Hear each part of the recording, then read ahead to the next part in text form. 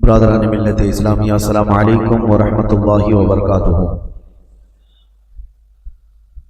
الحمدللہ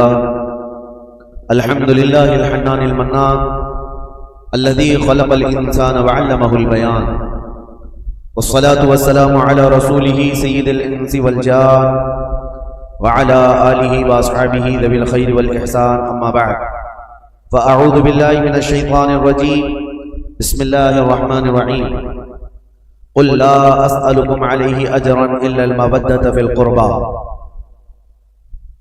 صدق اللہ مولانا العظیم وبلغنا رسوله النبی الامین المتین المختار الکریم، ونحن على ذلك من الشاہدین والشاکرین والحمد للہ رب العالمین۔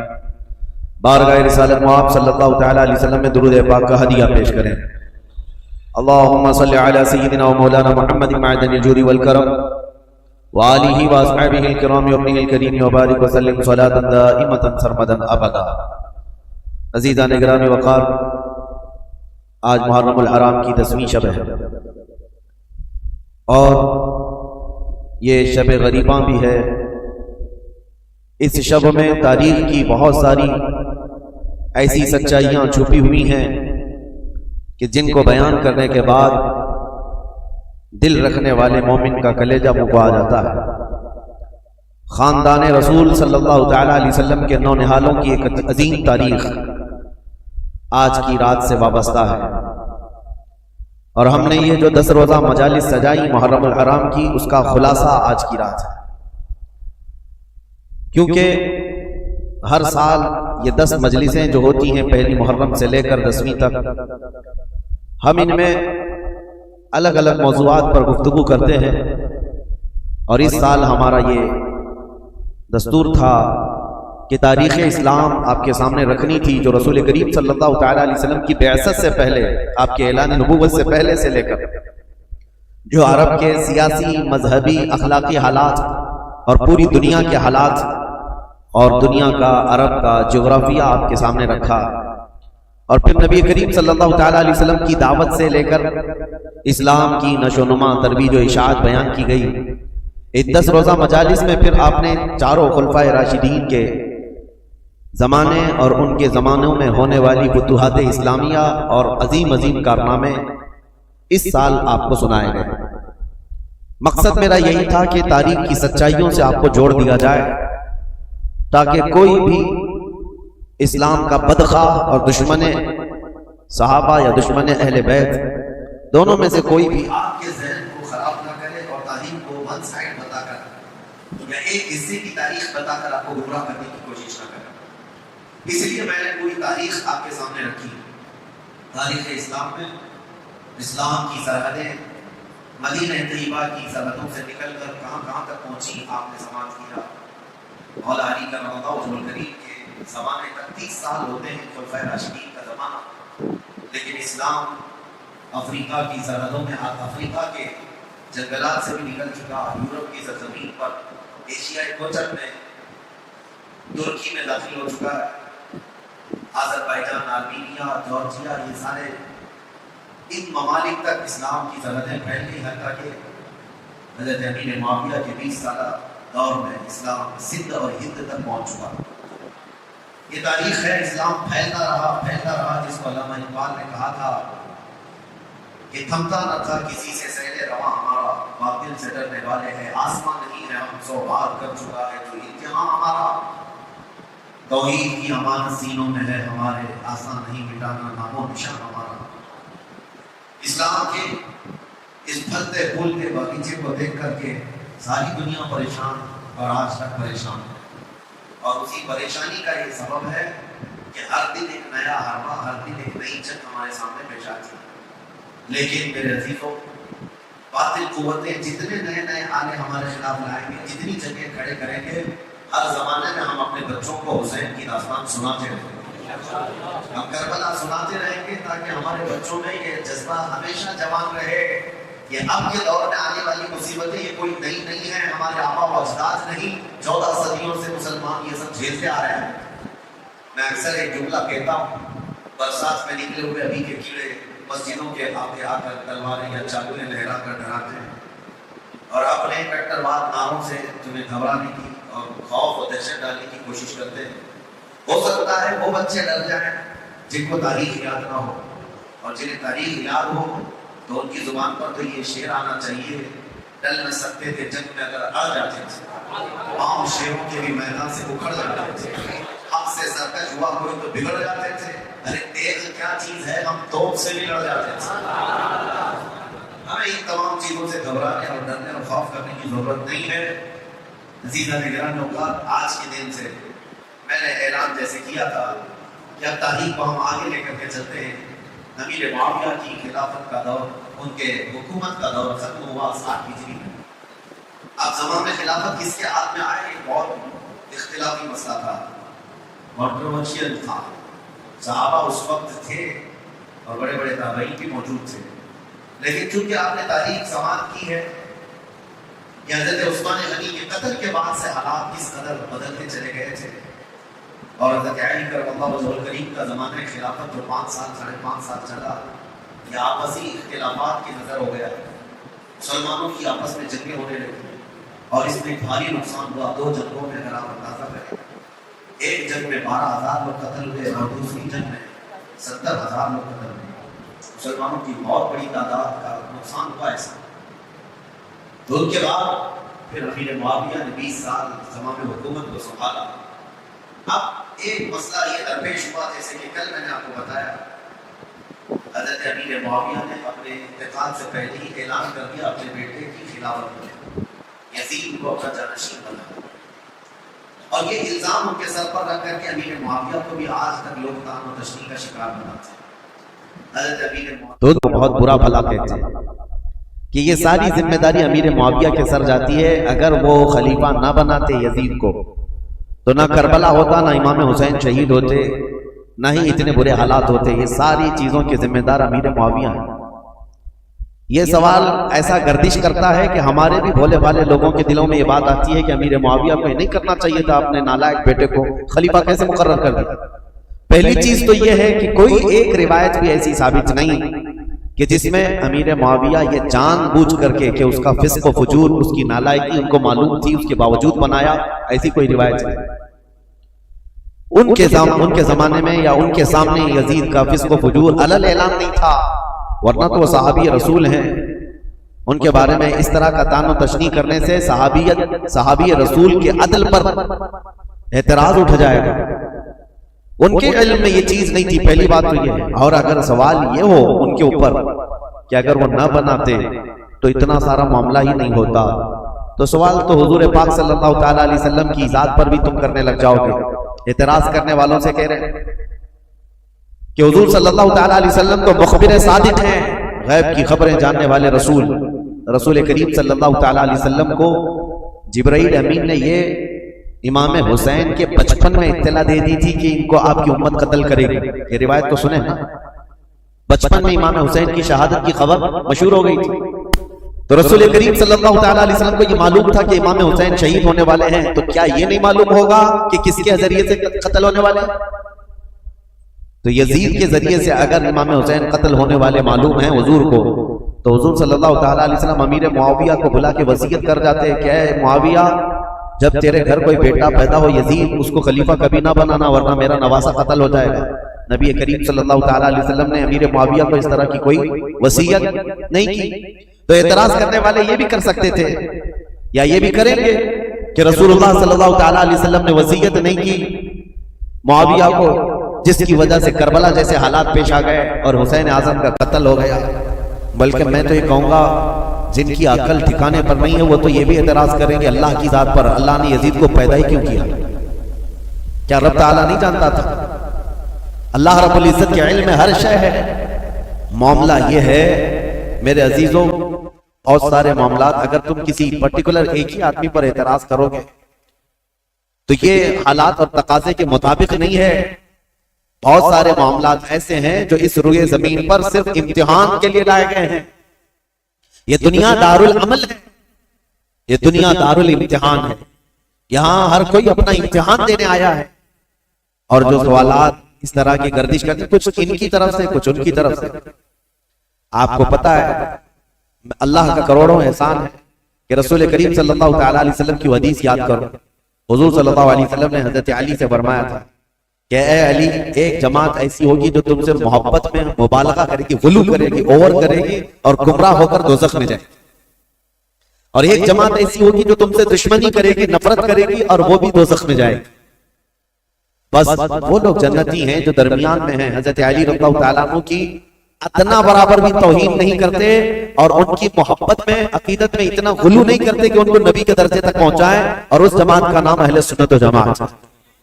اور الحمدللہ ہمیں اس بات کا فخر ہے کہ ہم مولا کائنات علی مرتضیٰ کی تعظیم کرتے ہیں، تکریم کرتے ہیں، لیکن نبوت کے درجے تک نہیں پہنچاتے۔ اب یہ معاملہ، اور کچھ جماعت ایسی ہے جو حضرت علی کا ہمیشہ تعین و تشریح کرتے رہتی ہے، گستاخیاں کرتی رہتی ہے۔ تو اے سنیو، تم فخر کرو، نہ تمہارا شمار اللہ نے کھٹملوں میں رکھا ہے نہ چوہوں میں رکھا ہے۔ الحمدللہ یہ رسول پاک صلی اللہ تعالیٰ علیہ وسلم کے ان شیروں میں ہمارا شمار ہے جو حق بولتے ہیں اور ہر حق پر قائم رہتے ہیں۔ ہوتا یہ ہے کہ ادھر سے بھی ادھر سے بھی فساد مچایا جاتا ہے۔ حضرت علی کے خلاف کچھ جماعتیں بولتی ہیں، حضرت امیر معاویہ کے خلاف کچھ جماعتیں بولتی ہیں۔ اب حضرت علی رضی اللہ تعالیٰ عنہ اور کربلا کے واقعات کے متعلق جو لوگوں کو پیٹ میں درد ہے اور یہ کہتے ہیں، یہ مولانا لوگ بڑے بڑے واقعات سناتے ہیں، لمبی داستانیں سناتے ہیں، کربلا کے میدان میں یہ ہوا وہ ہوا۔ حسین اعظم کربلا کے میدان میں گئے تھے، ان کے سامنے ان کے بچے شہید ہو رہے تھے، کٹ رہے تھے، اور حسین کون ہے؟ رسول اللہ کے نواسے۔ حسین کون ہے؟ علی کے بیٹے۔ حسین کون ہے؟ فاطمہ کی جگر گوشت۔ ان کے ساتھ نسبتیں رضوان اللہ تعالی علیہ مجمعین۔ اتنے بڑے حسین اعظم اور صحابی رسول ہیں جس کے درجے کو کوئی غوث بھی نہیں پہنچ سکتا۔ یہ بات تو طے ہے۔ اب یہ سوال چوہوں کی طرف سے جو یہ کہتے ہیں کہ جب کربلا کے میدان میں وہ اپنے بچوں کو نہیں بچا سکے تو پھر کوئی غوث اور کوئی کتب، کوئی ولی تمہارے پکارنے پر تمہاری مدد کیسے کر سکتے ہیں؟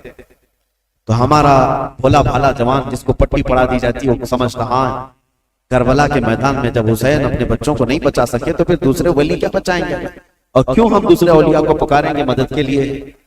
یہ اس طرح کے شوشے چھوڑے ہوئے ہیں۔ پہلے تو ان ظالموں کو یہ جواب دو، حسین اعظم رضی اللہ تعالیٰ عنہ کو کربلا کے میدان میں جان بچانے کے لیے نہیں بھیجا گیا تھا، بلکہ اپنی جان دے کر اسلام بچانے بھیجا گیا تھا۔ وہ وہاں جان بچانے نہیں گئے تھے، بلکہ اپنی جان کی قربانی دے کر اسلام بچانے گئے تھے۔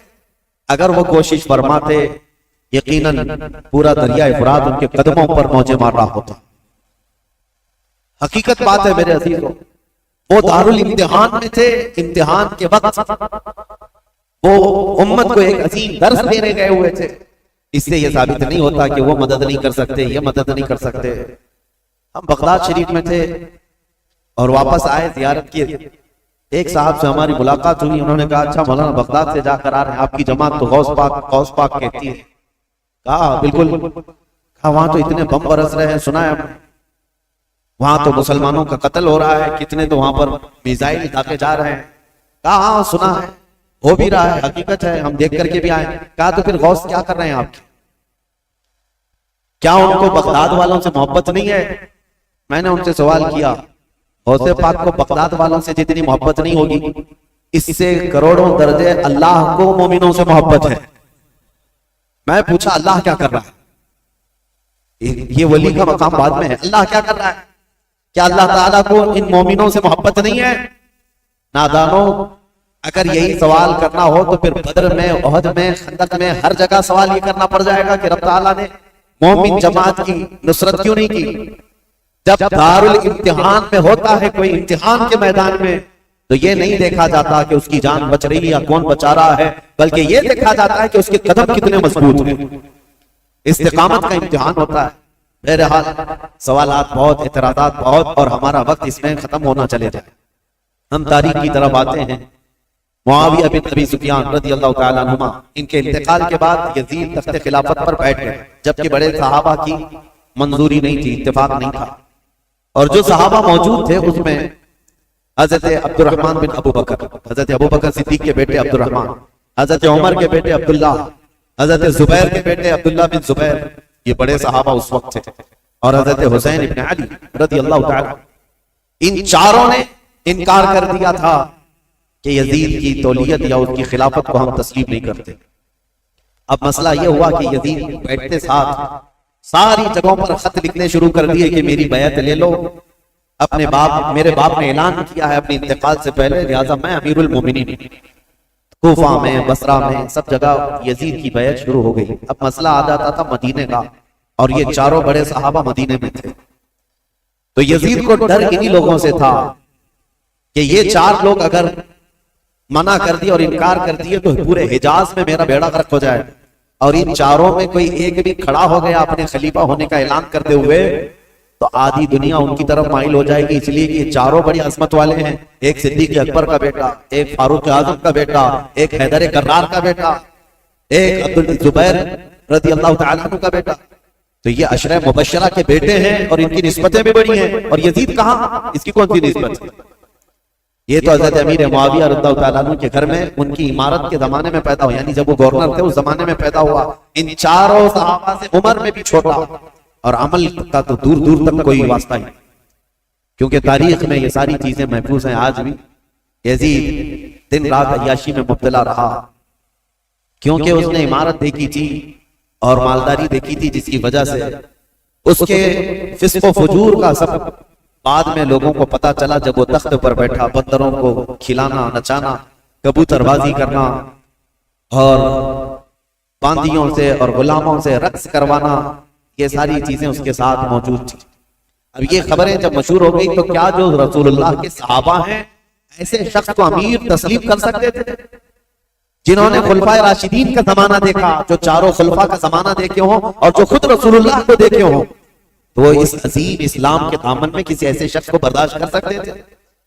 ہمارا اور تمہارا حال الگ ہے، ہم نے ہر طرح کے امیروں کو دیکھا ہے، ہر طرح کے حاکموں کو دیکھا ہے، چوروں کو بھی دیکھا ہے، ڈاکوؤں کو بھی دیکھا ہے۔ ہمارے سامنے کسی نئے لیڈر کو لا کر اس کی تعریف کر دی جائے تو ہو سکتا ہے پھسل جائیں، کیونکہ بروں کو ہی دیکھتے آئے۔ لیکن وہ چار صحابہ جو مدینے میں ہیں، ان کا حال تو ایسا تھا جنہوں نے رسول اللہ کو دیکھا، جنہوں نے صدیق اکبر کا زمانہ دیکھا اور فاروق اعظم کی عدالت دیکھی ہے، عثمان بن عفان کی سخاوت دیکھی اور حیدر کرار کی شجاعت دیکھی ہے، یہ خلفائے راشدین کا سنہرا دور دیکھے ہوئے صحابہ، ان کے سامنے کوئی آ کر کے یہ کہے دن رات عیاشی کرنے والا، باندیوں کو نچوانے والا اب مسلمانوں کا امیر المومنین بن گیا ہے، خلیفہ وقت ہے، کیسے تسلیم ہو سکتا ہے؟ ہوا یہ کہ اس نے بلا کر مشورہ لیا۔ مدینے میں اس وقت جو گورنر تھے ولید بن عقبہ، ولید بن عقبہ کو اس نے ایک خط لکھا اور کہا یہ جو بڑے لوگ موجود ہیں مدینے میں ان کو بلاؤ، عبد الرحمن بن ابو بکر، عبداللہ بن عمر، کر کے ان کو میری بیعت لے لینا، تم وکیل بن جاؤ۔ ابھی تک حضرت امیر معاویہ کے انتقال کی خبر مدینے نہیں پہنچی تھی، سب جگہ مشہور نہیں ہوئی تھی، تو یزید کا خط آیا ولید بن عقبہ کے ہاتھ۔ ولید بن عقبہ ایک نرم دل آدمی تھا، لیکن پڑھتے ہی خط کو کانپنے لگ گیا، کہا یہ تو بہت بڑا کام ہے میرے سر پر جو ڈالا گیا ہے، یزید کو تو یہ لوگ تسلیم کر ہی نہیں سکتے، کیا کیا جائے؟ تو وہ ظالم مروان جس کی تاریخ ہے آپ نے سنا، حضرت عثمان ابن عفان کی مہر جس نے چرائی تھی، ان کے قتل کا جو سبب بنا تھا، مروان موجود تھا۔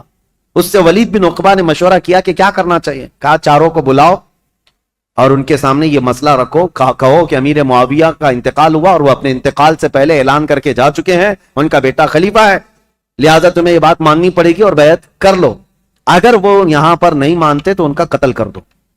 مروان نے سیدھے قتل کا مشورہ دیا۔ یہ بڑے صحابہ کے متعلق ولید بن عقبہ نے کہا ہرگز میں اپنے ہاتھ کو ان کے خون سے رنگین نہیں کر سکتا۔ پھر بھی اس نے بلوایا، یہ چاروں صحابہ کو جیسی بلایا گیا، حضرت حسین ابن علی رضی اللہ تعالیٰ، اگرچہ مدینے کو خبر نہیں پہنچی تھی حضرت امیر معاویہ کے انتقال کی، لیکن چاروں کو احساس ہو گیا کہ گورنر اگر ہمیں بلا رہا ہے تو یہ ملک شام کی آئی ہوئی کوئی خبر ہے۔ وہ اپنی تیاری سے ہی گئے تھے۔ حضرت امام حسین اپنے چند ساتھیوں کو لے گئے تھے اور کہا میں اندر جا رہا ہوں، اگر آواز بلند ہو جائے تو تم آ جانا اور پھر معاملات طے کیے جائیں گے۔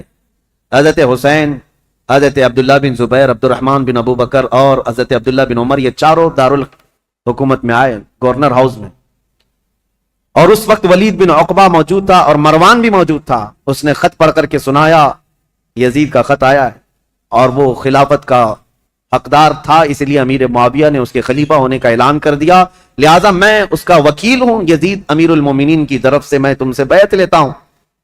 حضرت عبد الرحمن بن ابو بکر وہ موجود تھے، اور یہ دونوں صحابہ عبداللہ بن زبیر، عبداللہ بن عمر، یہ کھڑے ہو گئے، کہا ہمیں ایک دن کی مہلت دے دو، ایک دن کی مہلت دے دو. وہ نکلے. حضرت امام حسین کو اس نے پکڑ لیا, کہا کیونکہ اسے پتا تھا کہ اب یہاں مضبوط خلافت کا کوئی دعوے دار ہے تو حضرت علی کے بیٹے ہو سکتے ہیں, کیونکہ ان کی طرف پوری دنیا مائل تھی.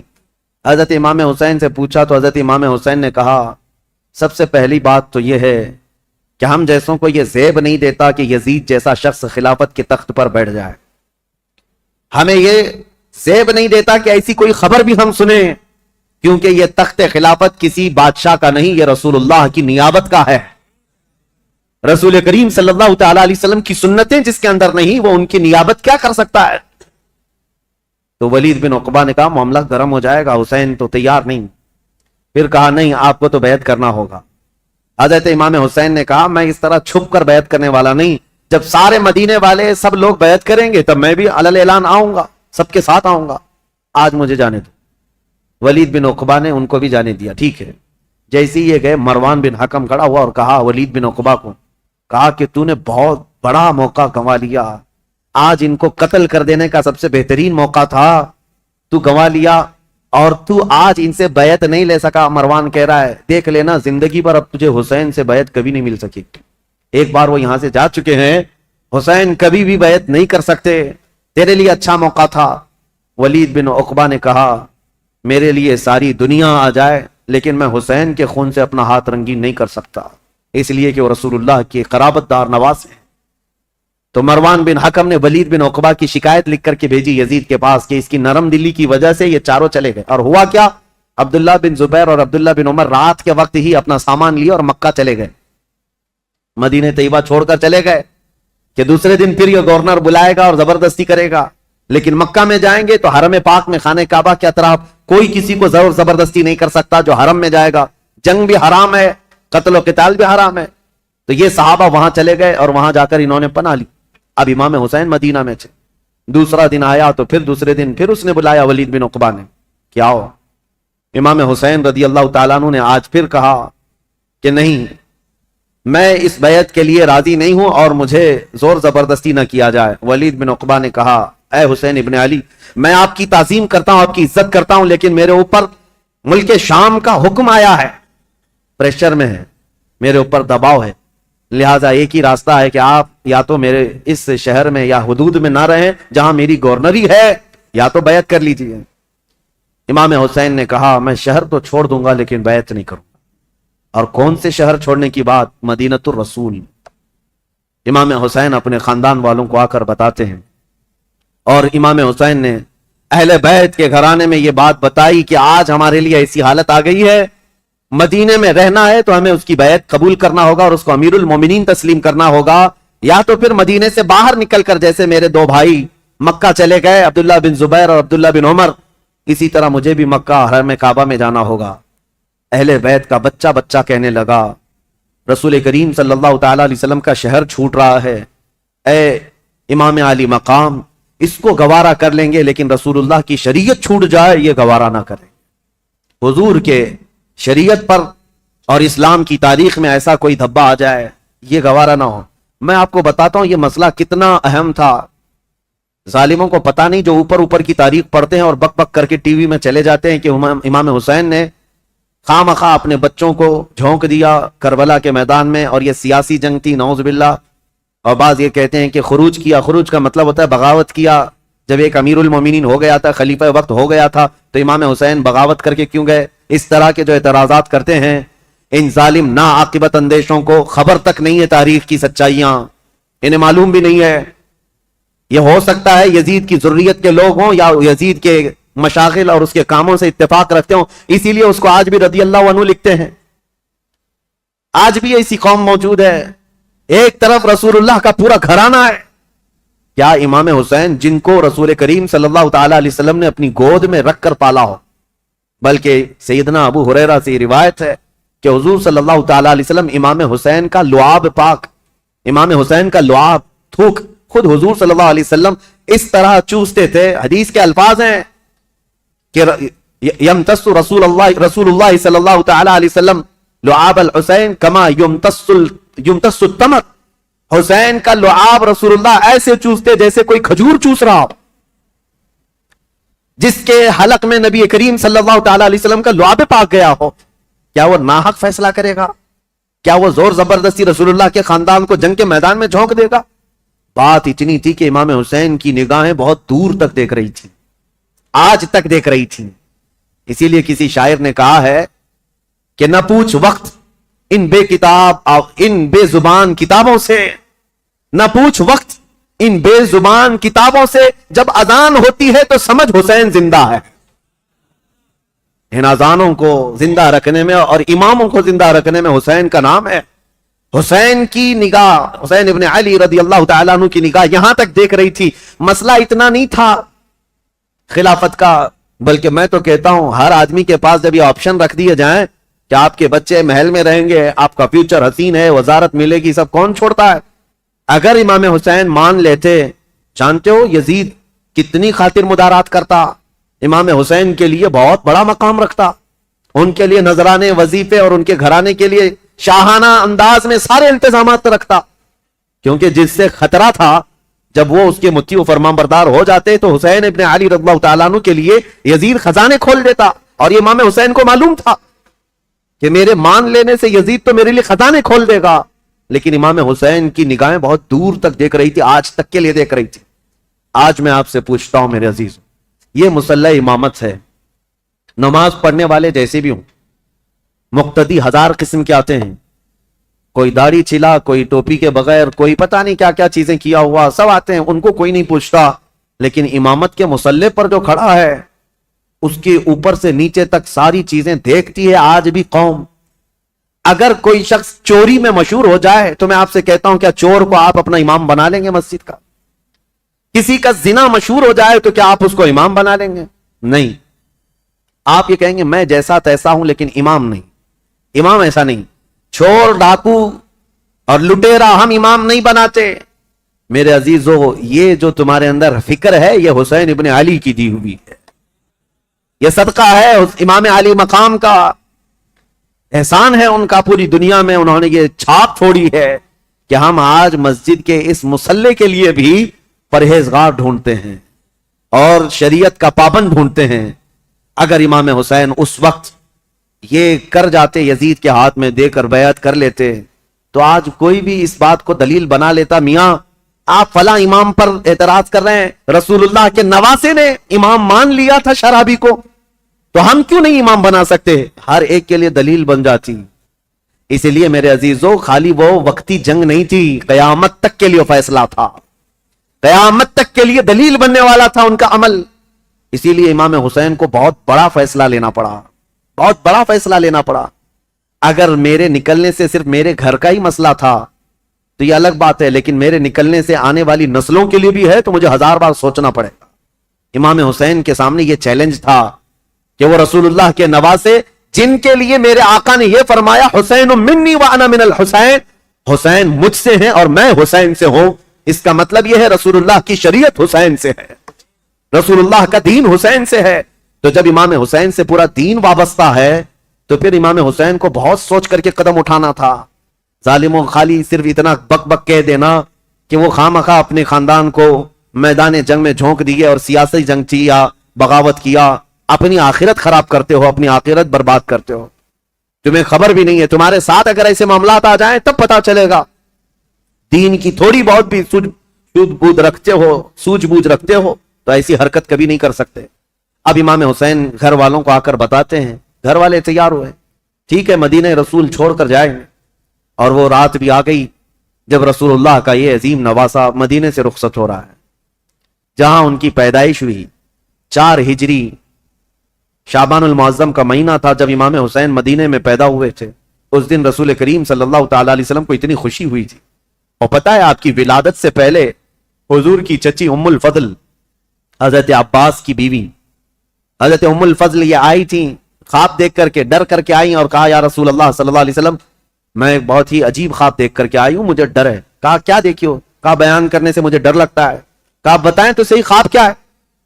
تو چچی ام الفضل نے کہا تھا میں نے کل خواب میں دیکھا آپ کے جسم کا ایک ٹکڑا کٹ گیا اور میری گود میں گرا ہے۔ حضور نے فرمایا گھبرانے کی ضرورت نہیں، فاطمہ کے گھر بیٹا پیدا ہوگا اور وہ پرورش کے لیے تمہاری گود میں ڈالا جائے گا، اور فاطمہ کا بیٹا میرے جسم کا ٹکڑا ہے، جو رسول کریم صلی اللہ تعالی علیہ وسلم نے جس کو اپنے جسم کا ٹکڑا کہا، وہ مدینے میں پروان چڑھا ہے اور مدینے میں آنکھیں کھولی ہیں، خطبہ رسول کو سنا ہے، حسین پرورش ہے صحابہ کی جھرمٹ میں، ماں فاطمہ الزہرا اور باپ حیدر کرار، نانا رسولوں کا سردار۔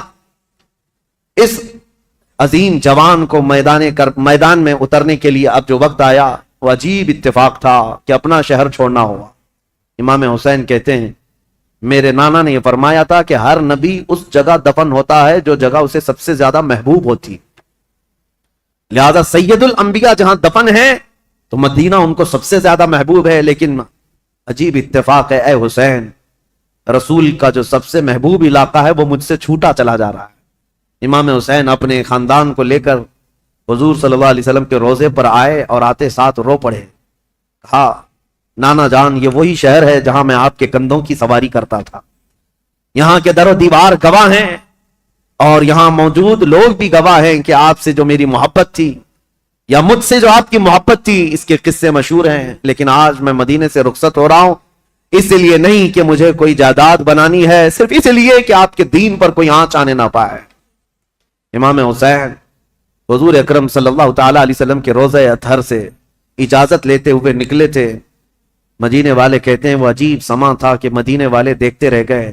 اہل بیت کا قافلہ جب نکل رہا تھا، اس میں حضرت امام حسین کے بھتیجے، بیٹے، بیٹیاں، بہن اور کئی لوگ شامل تھے۔ یہ قافلہ بعد میں بڑھتا چلا گیا، لیکن مدینے سے نکلنے والے قافلے میں اتنے تھے۔ اور پھر امام حسین اپنی والدہ ماجدہ سیدہ کائنات فاطمہ الزہرا کی قبر کے پاس آئے اور بے اختیار رو پڑے، اپنی ماں کو آخری مرتبہ سلام کہہ رہے تھے۔ مدینے والے کہتے ہیں کہ حسین کا جانا ہم نے دیکھا تھا، حسین واپس مدینے کبھی نہ آئے، اور مدینے والے روکتے رہے کہ ہم آپ کی بیعت بھی کریں گے اور آپ کی حمایت بھی کریں گے، آپ مدینے سے نہ جائیں۔ کئی لوگ آپ کے جبے کو تھام کر پکڑے ہوئے تھے، کہا ہم آپ کو چلتا پھرتا دیکھتے ہیں تو رسول اللہ کی یاد آتی، ہم آپ کو یہاں محسوس کرتے ہیں تو ہمیں نبی پاک کی خوشبوئیں محسوس ہوتی ہیں، آپ اگر مدینہ خالی کر کے جائیں تو ہمیں بتائیں رسول اللہ کے گھر میں اب بچا کون؟ آپ کے بھائی شہید ہو چکے، امام حسن، آپ کے باپ بھی نہیں ہیں، رسول اللہ کے گھر کی ایک نشانی آپ ہیں، اور آپ جا رہے ہیں اور اپنی اولاد کو بھی لے جا رہے ہیں۔ کیا مدینہ رسول اللہ کے گھر سے خالی ہو جائے گا؟ اگر رسول اللہ کا گھر یہاں نہیں ہے تو پھر کس کا گھر رہے گا؟ مدینے والوں کی وہاں پر جو بہتابی تھی، آہو فغاں تھے، یہاں تک کہ وہ لوگ لڑنے کو تیار ہوئے اور تلواریں نکال چکے تھے۔ کہا حسین ابن علی ہماری تلواریں ہیں آپ کے ساتھ ہیں، اللہ کا واسطہ دیتے ہیں آپ نہ جائیں۔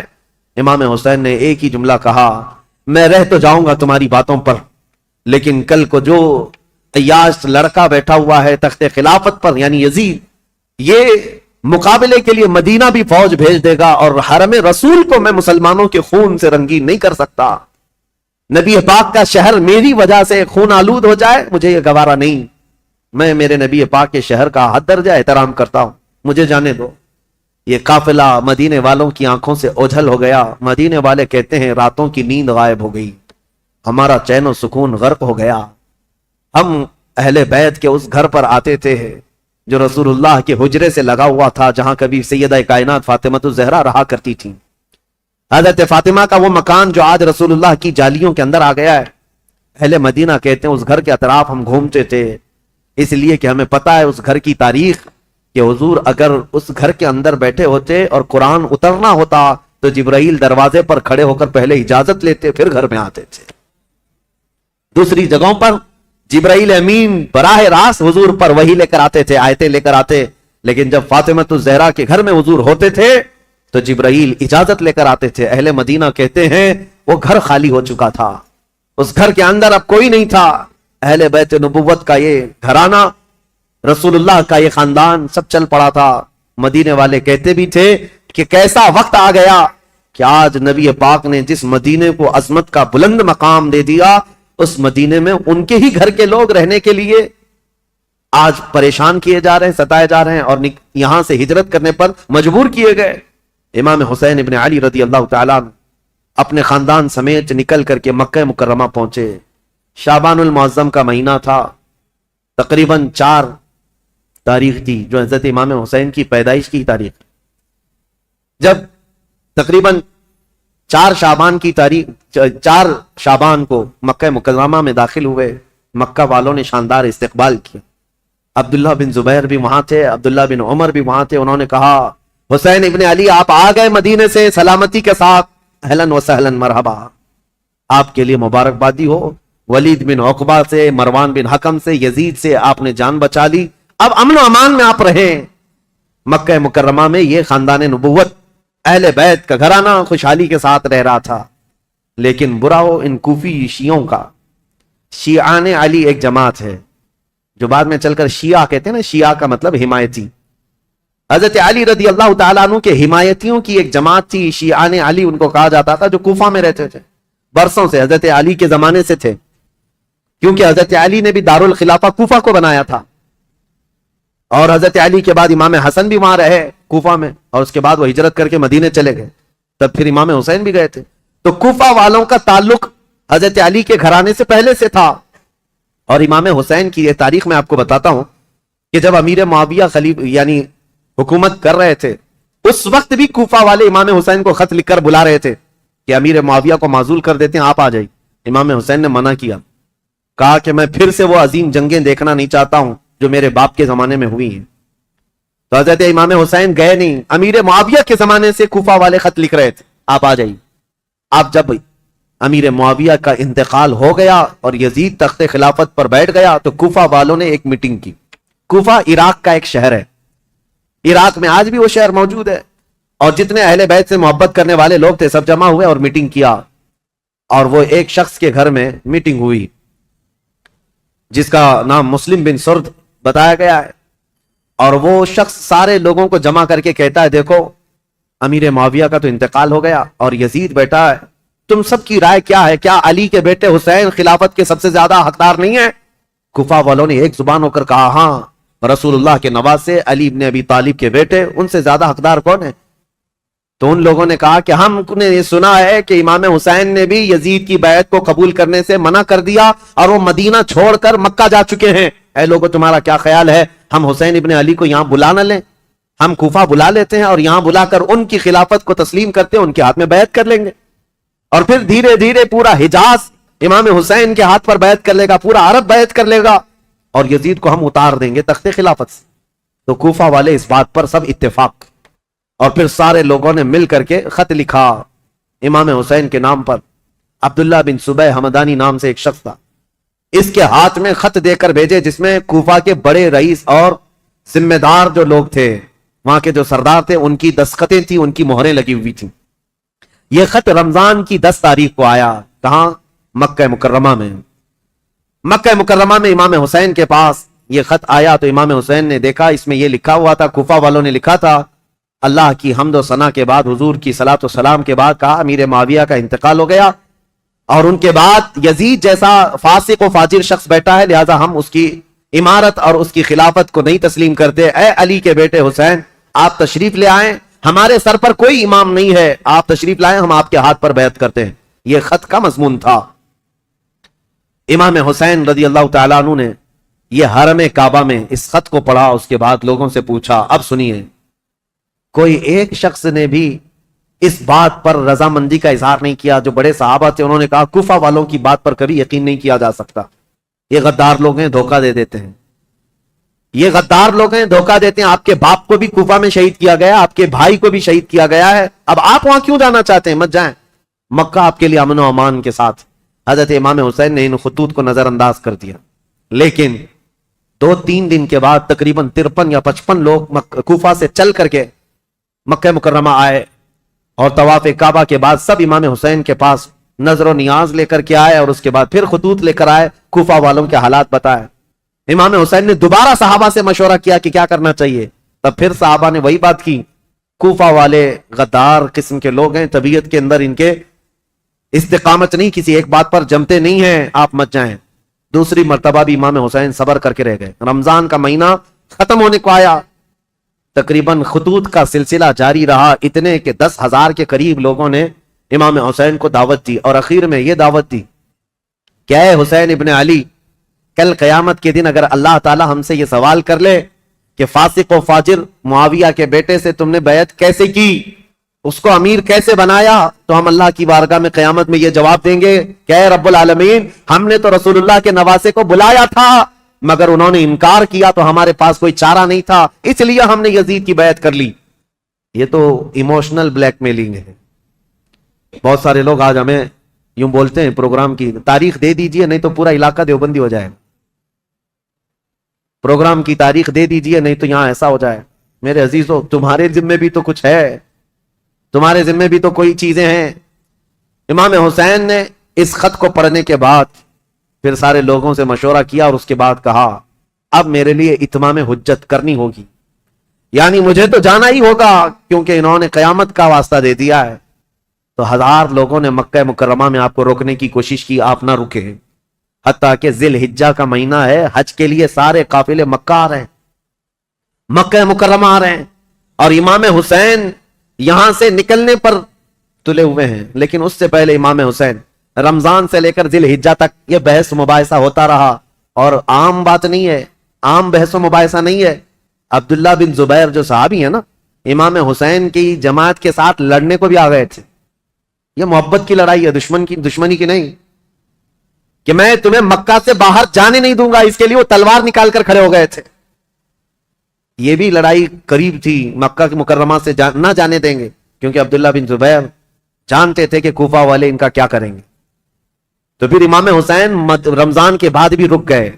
جب امام حسین اصرار کرنے لگے بار بار تو چند صحابہ آئے اور ان سے مشورتاً یہ کہا کہ اگر آپ کو جانا ہی ہے اور کوفہ والوں کے بارے میں آپ یہ کہہ رہے ہیں کہ یہ 1000 لوگ بیعت قبول کرنے کو تیار ہیں، تو آپ نہ جاتے ہوئے پہلے اپنے خاندان کے کسی معتمد شخص کو وکیل بنا کر بھیجیں، اور وہ جا کر کے براہ راست حالات دیکھے گا اور وہ خبر دے گا، تب آپ جائیے، ان کے خطوں کے بھروسے پر مت جائیے، ان کے خط اور ان کے بولیوں پر مت جائیے۔ تو امام حسین نے اس مشورے کو تسلیم کر لیا۔ پھر اپنے بھائی مسلم بن عقیل کو، چچیرے بھائی تھے حضرت امام مسلم بن عقیل جو ہیں، یہ حضرت امام حسین کے چچیرے بھائی، حضرت عقیل حضرت علی کے سگے بھائی۔ تو مسلم بن عقیل سے آپ بڑی محبت رکھتے تھے اور معتمد بھی تھے امام حسین کے۔ بلایا اور کہا کہ بھائی تم جاؤ کوفہ اور میری جانب سے وہاں لوگوں سے بیعت لے لینا وکیل بن کر، اور حالات دیکھ کر کے مجھے خبر کر دینا۔ یہ تاریخ ہے۔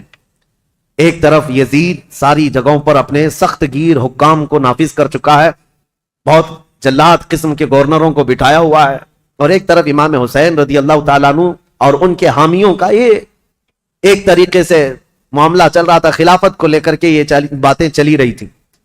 تو حضرت امام حسین نے جب اپنے بھائی امام مسلم کو بھیجا تو وہ نکلے کوفہ کے لیے، اور جب وہ کوفہ جا رہے تھے تو تاریخ میں موجود ہے امام مسلم بن عقیل کے 2 چھوٹے بچے محمد اور ابراہیم بھی ساتھ ہو گئے، کیونکہ وہ باپ کے بغیر رہتے نہیں تھے۔ امام مسلم بن عقیل اپنے 2 بچوں کے ساتھ کوفہ کے لیے روانہ ہوئے۔ جیسی کوفہ میں آئے، کوفہ والے جوق در جوق امام مسلم کا استقبال کرتے ہیں، اور اتنی بڑی تعداد میں استقبال کیا کہ تقریباً ایک ہی رات میں 12,000 لوگ آپ کے ہاتھ پر بیعت کیے۔ 12,000 لوگ امام مسلم بن عقیل کے ہاتھ پر امام حسین کا وکیل سمجھ کر بیعت کیا، اور جدھر دیکھو ادھر اہل بیت کا نعرہ، محبت علی کا نعرہ، امام حسین کی امارت اور خلافت کا نعرہ، ماحول رنگا رنگ ہے کوفہ کا۔ امام مسلم بن عقیل سیدھے مختار بن عبید ایک شخص ہے، اس کے گھر جا کر قیام کرتے ہیں۔ مختار بن عبید وہاں سردار کی حیثیت رکھتا تھا، اور اس نے سارے لوگوں کو یہیں پر جمع کیا تھا، اور ساری باتیں یہیں سے چل رہی تھی۔ امام مسلم بن عقیل جیسی گئے تو کوفہ کے اس وقت جو گورنر تھے وہ نعمان بن بشیر ایک صحابی رسول تھے، یزید کی طرف سے وہ گورنر تھے، نرم دل تھے اور نہایت ہی عجز و انکساری والے، تواضع والے انسان تھے۔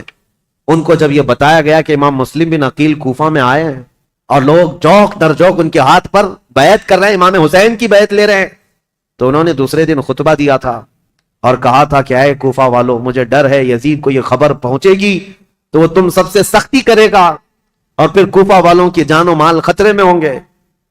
تو وہاں پر ایک شخص بیٹھا ہوا تھا جو یزید کا چمچا تھا، اس نے نعمان بن بشیر سے کہا آپ تو بڑے کمزور آدمی ہیں، مسلم بن عقیل کو بلا کر مار ڈالو، ختم کر دو، قتل کر دو، معاملہ ہی ختم ہو جائے گا۔ نعمان بن بشیر صحابی ہیں، کہتے ہیں اے ظالم تو کس انداز سے مجھے مشورہ دے رہا ہے؟ کہا تب تو پھر آپ کمزور لوگوں میں، ذلیل لوگوں میں، عزت والے لوگوں میں نہیں ہیں۔ انہوں نے نعمان بن بشیر نے ایک تاریخی جملہ کہا تھا، مجھے ایسی ذلت گوارا ہے جس میں رب کی عزت ہے، رب کی رضا ہے، اور مجھے ایسی عزت گوارا نہیں جس میں رب کی ناراضی ہو اور کسی کا خون میرے ہاتھ سے رنگا ہو. عزیزان، میرا ہاتھ کسی کے خون سے رنگا ہوا ہو. حضرت نعمان بن بشیر اتر گئے اور یزیدی جو وہاں موجود تھے حامی، انہوں نے خط لکھ کر کے یزید کو پہنچا دیا کہ دیکھو یہاں پر تو مسلم بن عقیل آئے ہیں اور حسین نے خلافت کا دعویٰ کر ہی دیا ہے، جس کا تمہیں خطرہ تھا وہ خطرہ آ گیا، اور کوفہ والے جوک در جوک بیعت کر رہے ہیں. یزید کو کب یہ بات ہضم ہوتی؟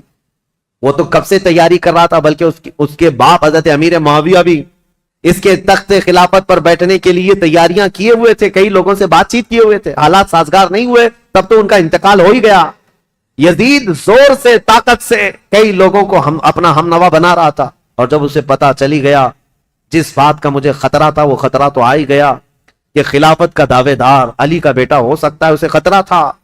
اور حضرت امام حسین کی خلافت کا کوفہ والوں نے پہلے ہی اعلان کر دی. ابھی امام حسین نے اعلان نہیں کیا، کوفہ والوں نے یہ اعلان کر دیا اور اپنے ہاتھ سے سب لوگوں نے بیعت کرنا شروع کر دیا تھا. ایک بات یاد رکھو میرے عزیزوں، اپنے اندر اللہ کے نبی صلی اللہ علیہ وسلم کی محبت ایسی بساؤ کہ ظالم جو خواب دیکھتا رہتا ہے نا ڈر کے مارے، وہ خواب کبھی نہ کبھی سچا ہو ہی جاتا ہے. ہاں، مجھے یہ بات یاد آتی، یزید جیسے ڈرتا تھا، ہر دن ڈر کے سوتا تھا کہ کہیں سے کوئی خلافت کا دعوے دار اٹھے گا تو میری کرسی ہلا دے گا. اور اس کو پتا چلا جیسے ہی حضرت امام حسین اٹھ گئے تو اس دن وہ اپنا ماتھا مارنے لگا اور لوگوں سے کہا کہ دیکھو جس کا ڈر تھا وہی ہو گیا. ایسی آج کے یزیدیوں کو بھی یہ خبر ستاتی رہتی ہے ہمارے ملک کے، اور پاکھنڈی بولتے بھی رہتے ہیں 2029 میں ہندوستان کا پردھان منتری مسلمان بن جائے گا. یہ ہماری بات نہیں ہے، یہ ڈر کے مارے دیکھے ہوئے خواب ہیں، یہ ڈراؤنے خواب ہیں جو پریشان کرتے ہیں. اور انشاءاللہ العزیز کوئی حسین کا غلام بیدار ہوگا اور پورے ہند کو ایک میدان میں لا کر کھڑا بھی کرے گا انشاءاللہ. ہاں، اس قوم کو زندہ ہو لینے دو، پھر ہر قوم کہے گی حسین ہمارے ہیں انشاءاللہ. حضرت امام حسین کی طرف سے امام مسلم بن عقیل نے بیعت لینی شروع کی تو یہاں کوفہ پورا کا پورا ان کے دامن میں آ گیا. روزانہ ایک ایک گھر پر دعوت ہے. امام مسلم بن عقیل کو ارے وہ چلنے تک نہیں دیتے، ان کے شہزادوں کو سواریاں بنا لیتے، ان کے شہزادوں کو اپنی سواریوں پر بٹھا لیتے، اپنے کندھوں کو سواری بنا دیتے. اس طرح کی محبت پیش کرتے رہے. اور پھر امام مسلم بن عقیل نے امام حسین کو خط لکھا کہ حالات بہت اچھے ہیں، کوفہ والے پورے ایک آواز ہو کر آپ کی خلافت کا اعلان کر رہے ہیں، آپ کو جلدی تشریف لانا چاہیے اور آپ کی خلافت کا اعلان ہونا چاہیے. امام مسلم بن عقیل نے خط لکھ کر بھیجا، جس کام کے لیے آپ کو بھیجا گیا تھا وہ کام تو آپ نے کیا، عینی گواہ بھی تھے، آنکھوں سے دیکھا ہوا حال بیان کر دیا. اب امام حسین کے پاس جب یہ خط آیا تو اب مجھے بتاؤ، مکہ والے جو صحابہ امام حسین کو روک رہے تھے مت جاؤ مت جاؤ، امام حسین نے کہا تمہارے مشورے پر میں اپنے بھائی کو بھیجا. میرے بھائی نے بھی وہی خبر دی جو کوفہ والے اپنے خطوں میں لکھ کر کے بھیج رہے تھے. میرے بھائی پر تو مجھے اعتماد ہے، انہوں نے جو دیکھا وہ سچ بتایا. یہ خط تو آیا، لیکن یزید کے ہاں سے جو معاملات سنگ دل کے بدلے اس طرح کہ اس نے مروان بن حکم کو بلایا اور پوچھا کہ یہ اس فتنے کو کیسے ختم کریں، یہ بغاوت کو کیسے سرو کریں. تو اس نے مشورہ دیا کہ نعمان بن بشیر یہ کمزور دل آدمی ہے، نرم دل آدمی ہے، اس کو اتار دو. حالانکہ صحابی رسول تھے، کہا اس کو اتار دو. اور عبید اللہ ابن زیاد یہ ایک نہایت ہی ظالم قسم کا جلاد آدمی تھا. اس کی ماں کے متعلق ہی مشہور تھا کہ زنا کرتی یا کرواتی رہی جس سے پیدا ہوا، اور اس کی ظلم کی داستانیں لوگوں میں مشہور تھیں. یہ بصرہ کا گورنر تھا. یزید نے فوراً لیٹر لکھ کر بھیجا کہ یہاں سے عبید اللہ بن زیاد سیدھے کوفہ جائے اور وہاں کے حالات کو اپنے ہاتھ میں کنٹرول کرے. عبید اللہ بن زیاد جیسے ہی یزید کا خط آیا وہ کوفہ نکلا. کوفہ جب گیا تو بھیس بدل کر کے آیا، چہرے پر نقاب ڈال کر کے مدینے کی طرف، مکہ کی طرف سے جو راستہ آتا ہے اس راستے سے کوفہ میں آیا، کیونکہ کوفہ والے روز اس انتظار میں تھے کہ حیدر کرار کے شہزادے امام حسین تشریف لانے والے، رسول اللہ کے بیٹے کوفہ میں آنے والے. روز انتظار میں تھے کیونکہ امام مسلم نے خط لکھ کر کے بھیج دیا ہے، اب وہ آنے والے. تو ابن زیاد یہی دھوکہ دیتے ہوئے اسی راستے سے آیا کہ کوفہ والے یہ سمجھیں کہ حسین ابن علی آئے، اور کوفہ والے وہی سمجھے. خوب نعرے لگائے، مرحبا بک یا ابن رسول اللہ، اے رسول اللہ کے شہزادے، مرحبا مرحبا، آپ آ گئے ہمارے کوفہ میں. یہ ظالم کچھ بھی نہیں جواب دیتا تھا، پردہ ڈالے ہوئے جلوس میں چلتا رہا اونٹنی پر بیٹھ کر. اور جب دارالخلافہ پہنچا یا گورنر ہاؤس پہنچا تو وہاں پہنچتے ہی گورنر ہاؤس میں اندر گیا, دروازہ بند کیا, چھت پر کھڑے ہو کر پھر خطبہ دیا اور کہا ہے لوگوں, یہ علی بن ابی طالب کا بیٹا حسین نہیں, میں عبید اللہ بن زیاد یزید کی طرف سے نیا گورنر بن کر آیا ہوں. نعمان بن بشیر کو معزول کیا جاتا ہے. آج سے کوفہ کے سارے معاملات میرے ہاتھ میں ہوں گے. کوفہ والے جو استقبال کرنے کے لیے آئے تھے ان کو سخت ترین خطبہ دیا, کہا ہے لوگوں سنو, جو سختی کرے گا اس کے ساتھ ہم سختی کریں گے, اور جو یزید کی بیعت کو انکار کرے گا ہم اس کو قتل کریں گے, باغیوں میں اس کا شمار ہوگا, اور جو کسی باغی کی حمایت کرے گا ہم اس کے ساتھ بھی سختی کا معاملہ کریں گے. اس کا پہلے ہی دن یہ جو خطبہ سنا لوگوں نے بہت ہی بیزاری کا اظہار کیا, برہمی کا اظہار کیا, لوگ چلے گئے. اب امام مسلم بن عقیل کے حالات اب بدلنے کو آ گئے. کوفہ والے بس گیدڑ بھپکی سے ڈر گئے, عبید اللہ بن زیاد کے ایک خطبے سے ڈر گئے. اور اس کے بعد دوسرے دن عبید اللہ بن زیاد نے کیا کیا, کوفہ کے جتنے قبیلے تھے, خاندان تھے, ان خاندانوں کے جو جو بڑے لوگ تھے, خاندان کا جو بھی رئیس ہوتا, ان سب کو اپنے گورنر ہاؤس میں بلایا اور بلا کر کے اتنا سخت ڈرایا اور کہا تم میں سے کوئی بھی اگر مسلم بن عقیل کو اپنے گھر میں پناہ دیا یا دیتا ہوا نظر آیا تو میں تمہاری پھانسی کا پھندا یہیں پر لٹکاؤں گا, اور اس کے بعد تمہارے لیے وہ عبرتناک سزا ہوگی, اس لیے کہ یزید امیر المومنین کی طرف سے مجھے یہ آرڈر ہے. ایسے سخت احکامات دیا اور اس کے بعد کوفہ والوں کو ڈرایا یہ کہہ کر کے کہ یزید کی طرف سے 30,000 کی فوج آ رہی ہے جو کوفہ کی اینٹ سے اینٹ بجا دے گی. سارے سردار ڈر گئے, جتنے قبیلوں کے آقا تھے ان کے جو رئیس تھے وہ ڈر کے مارے چھپ گئے. اور حضرت امام مسلم بن عقیل کو آ کر یہ معاملات کی خبر دی. امام مسلم بن عقیل جس گھر میں تھے, عبید اللہ مختار بن عبید جس کے گھر میں تھے, وہاں سے آپ ہجرت کر گئے, وہاں سے نکل گئے کہ یہاں رہنا اچھا نہیں, تو وہاں سے نکل کر کے ایک بہت ہی عمر دراز صحابی تھے کوفہ میں, ہانی بن عروہ, ان کے گھر گئے. یہ محب اہل بیت تھے. خاندان نبوت عروہ, ان کے گھر گئے. یہ محب اہل بیت تھے, خاندان نبوت کے چاہنے والے تھے. امام امام مسلم بن عقیل ان کے گھر جاتے ہیں. ہانی بن عروہ نے ان کا استقبال کیا اور اپنے گھر کے ایک کمرے کے اندر ان کو چھپا دیا. رازداری کے ساتھ امام مسلم بن عقیل اور ان کے شہزادوں کو اپنے گھر میں رکھا, اور جتنے اہل بیت سے لوگ محبت کرتے تھے صرف ان کو معلوم تھا کہ امام مسلم بن عقیل ہانی بن عروہ کے گھر میں ہے. اور اس کے باوجود امام مسلم بن عقیل ہانی بن عروہ کے گھر میں رہ کر بھی کوفہ والوں کو بلاتے رہے, جو اب تک 60,000 کی تعداد میں پہنچے تھے بیعت کرنے والے.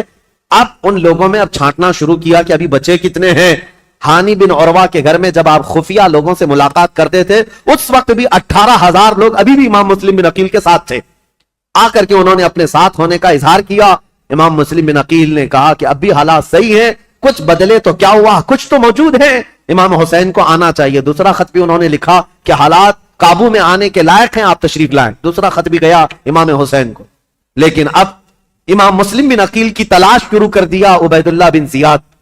یہ ہر جگہ لوگوں سے پوچھنے لگ گیا کہ مسلم بن عقیل جو آئے ہیں حسین کی طرف سے وکیل بن کر, وہ کس کے گھر میں چھپے ہوئے, کوئی بتانے کو تیار نہیں تھا.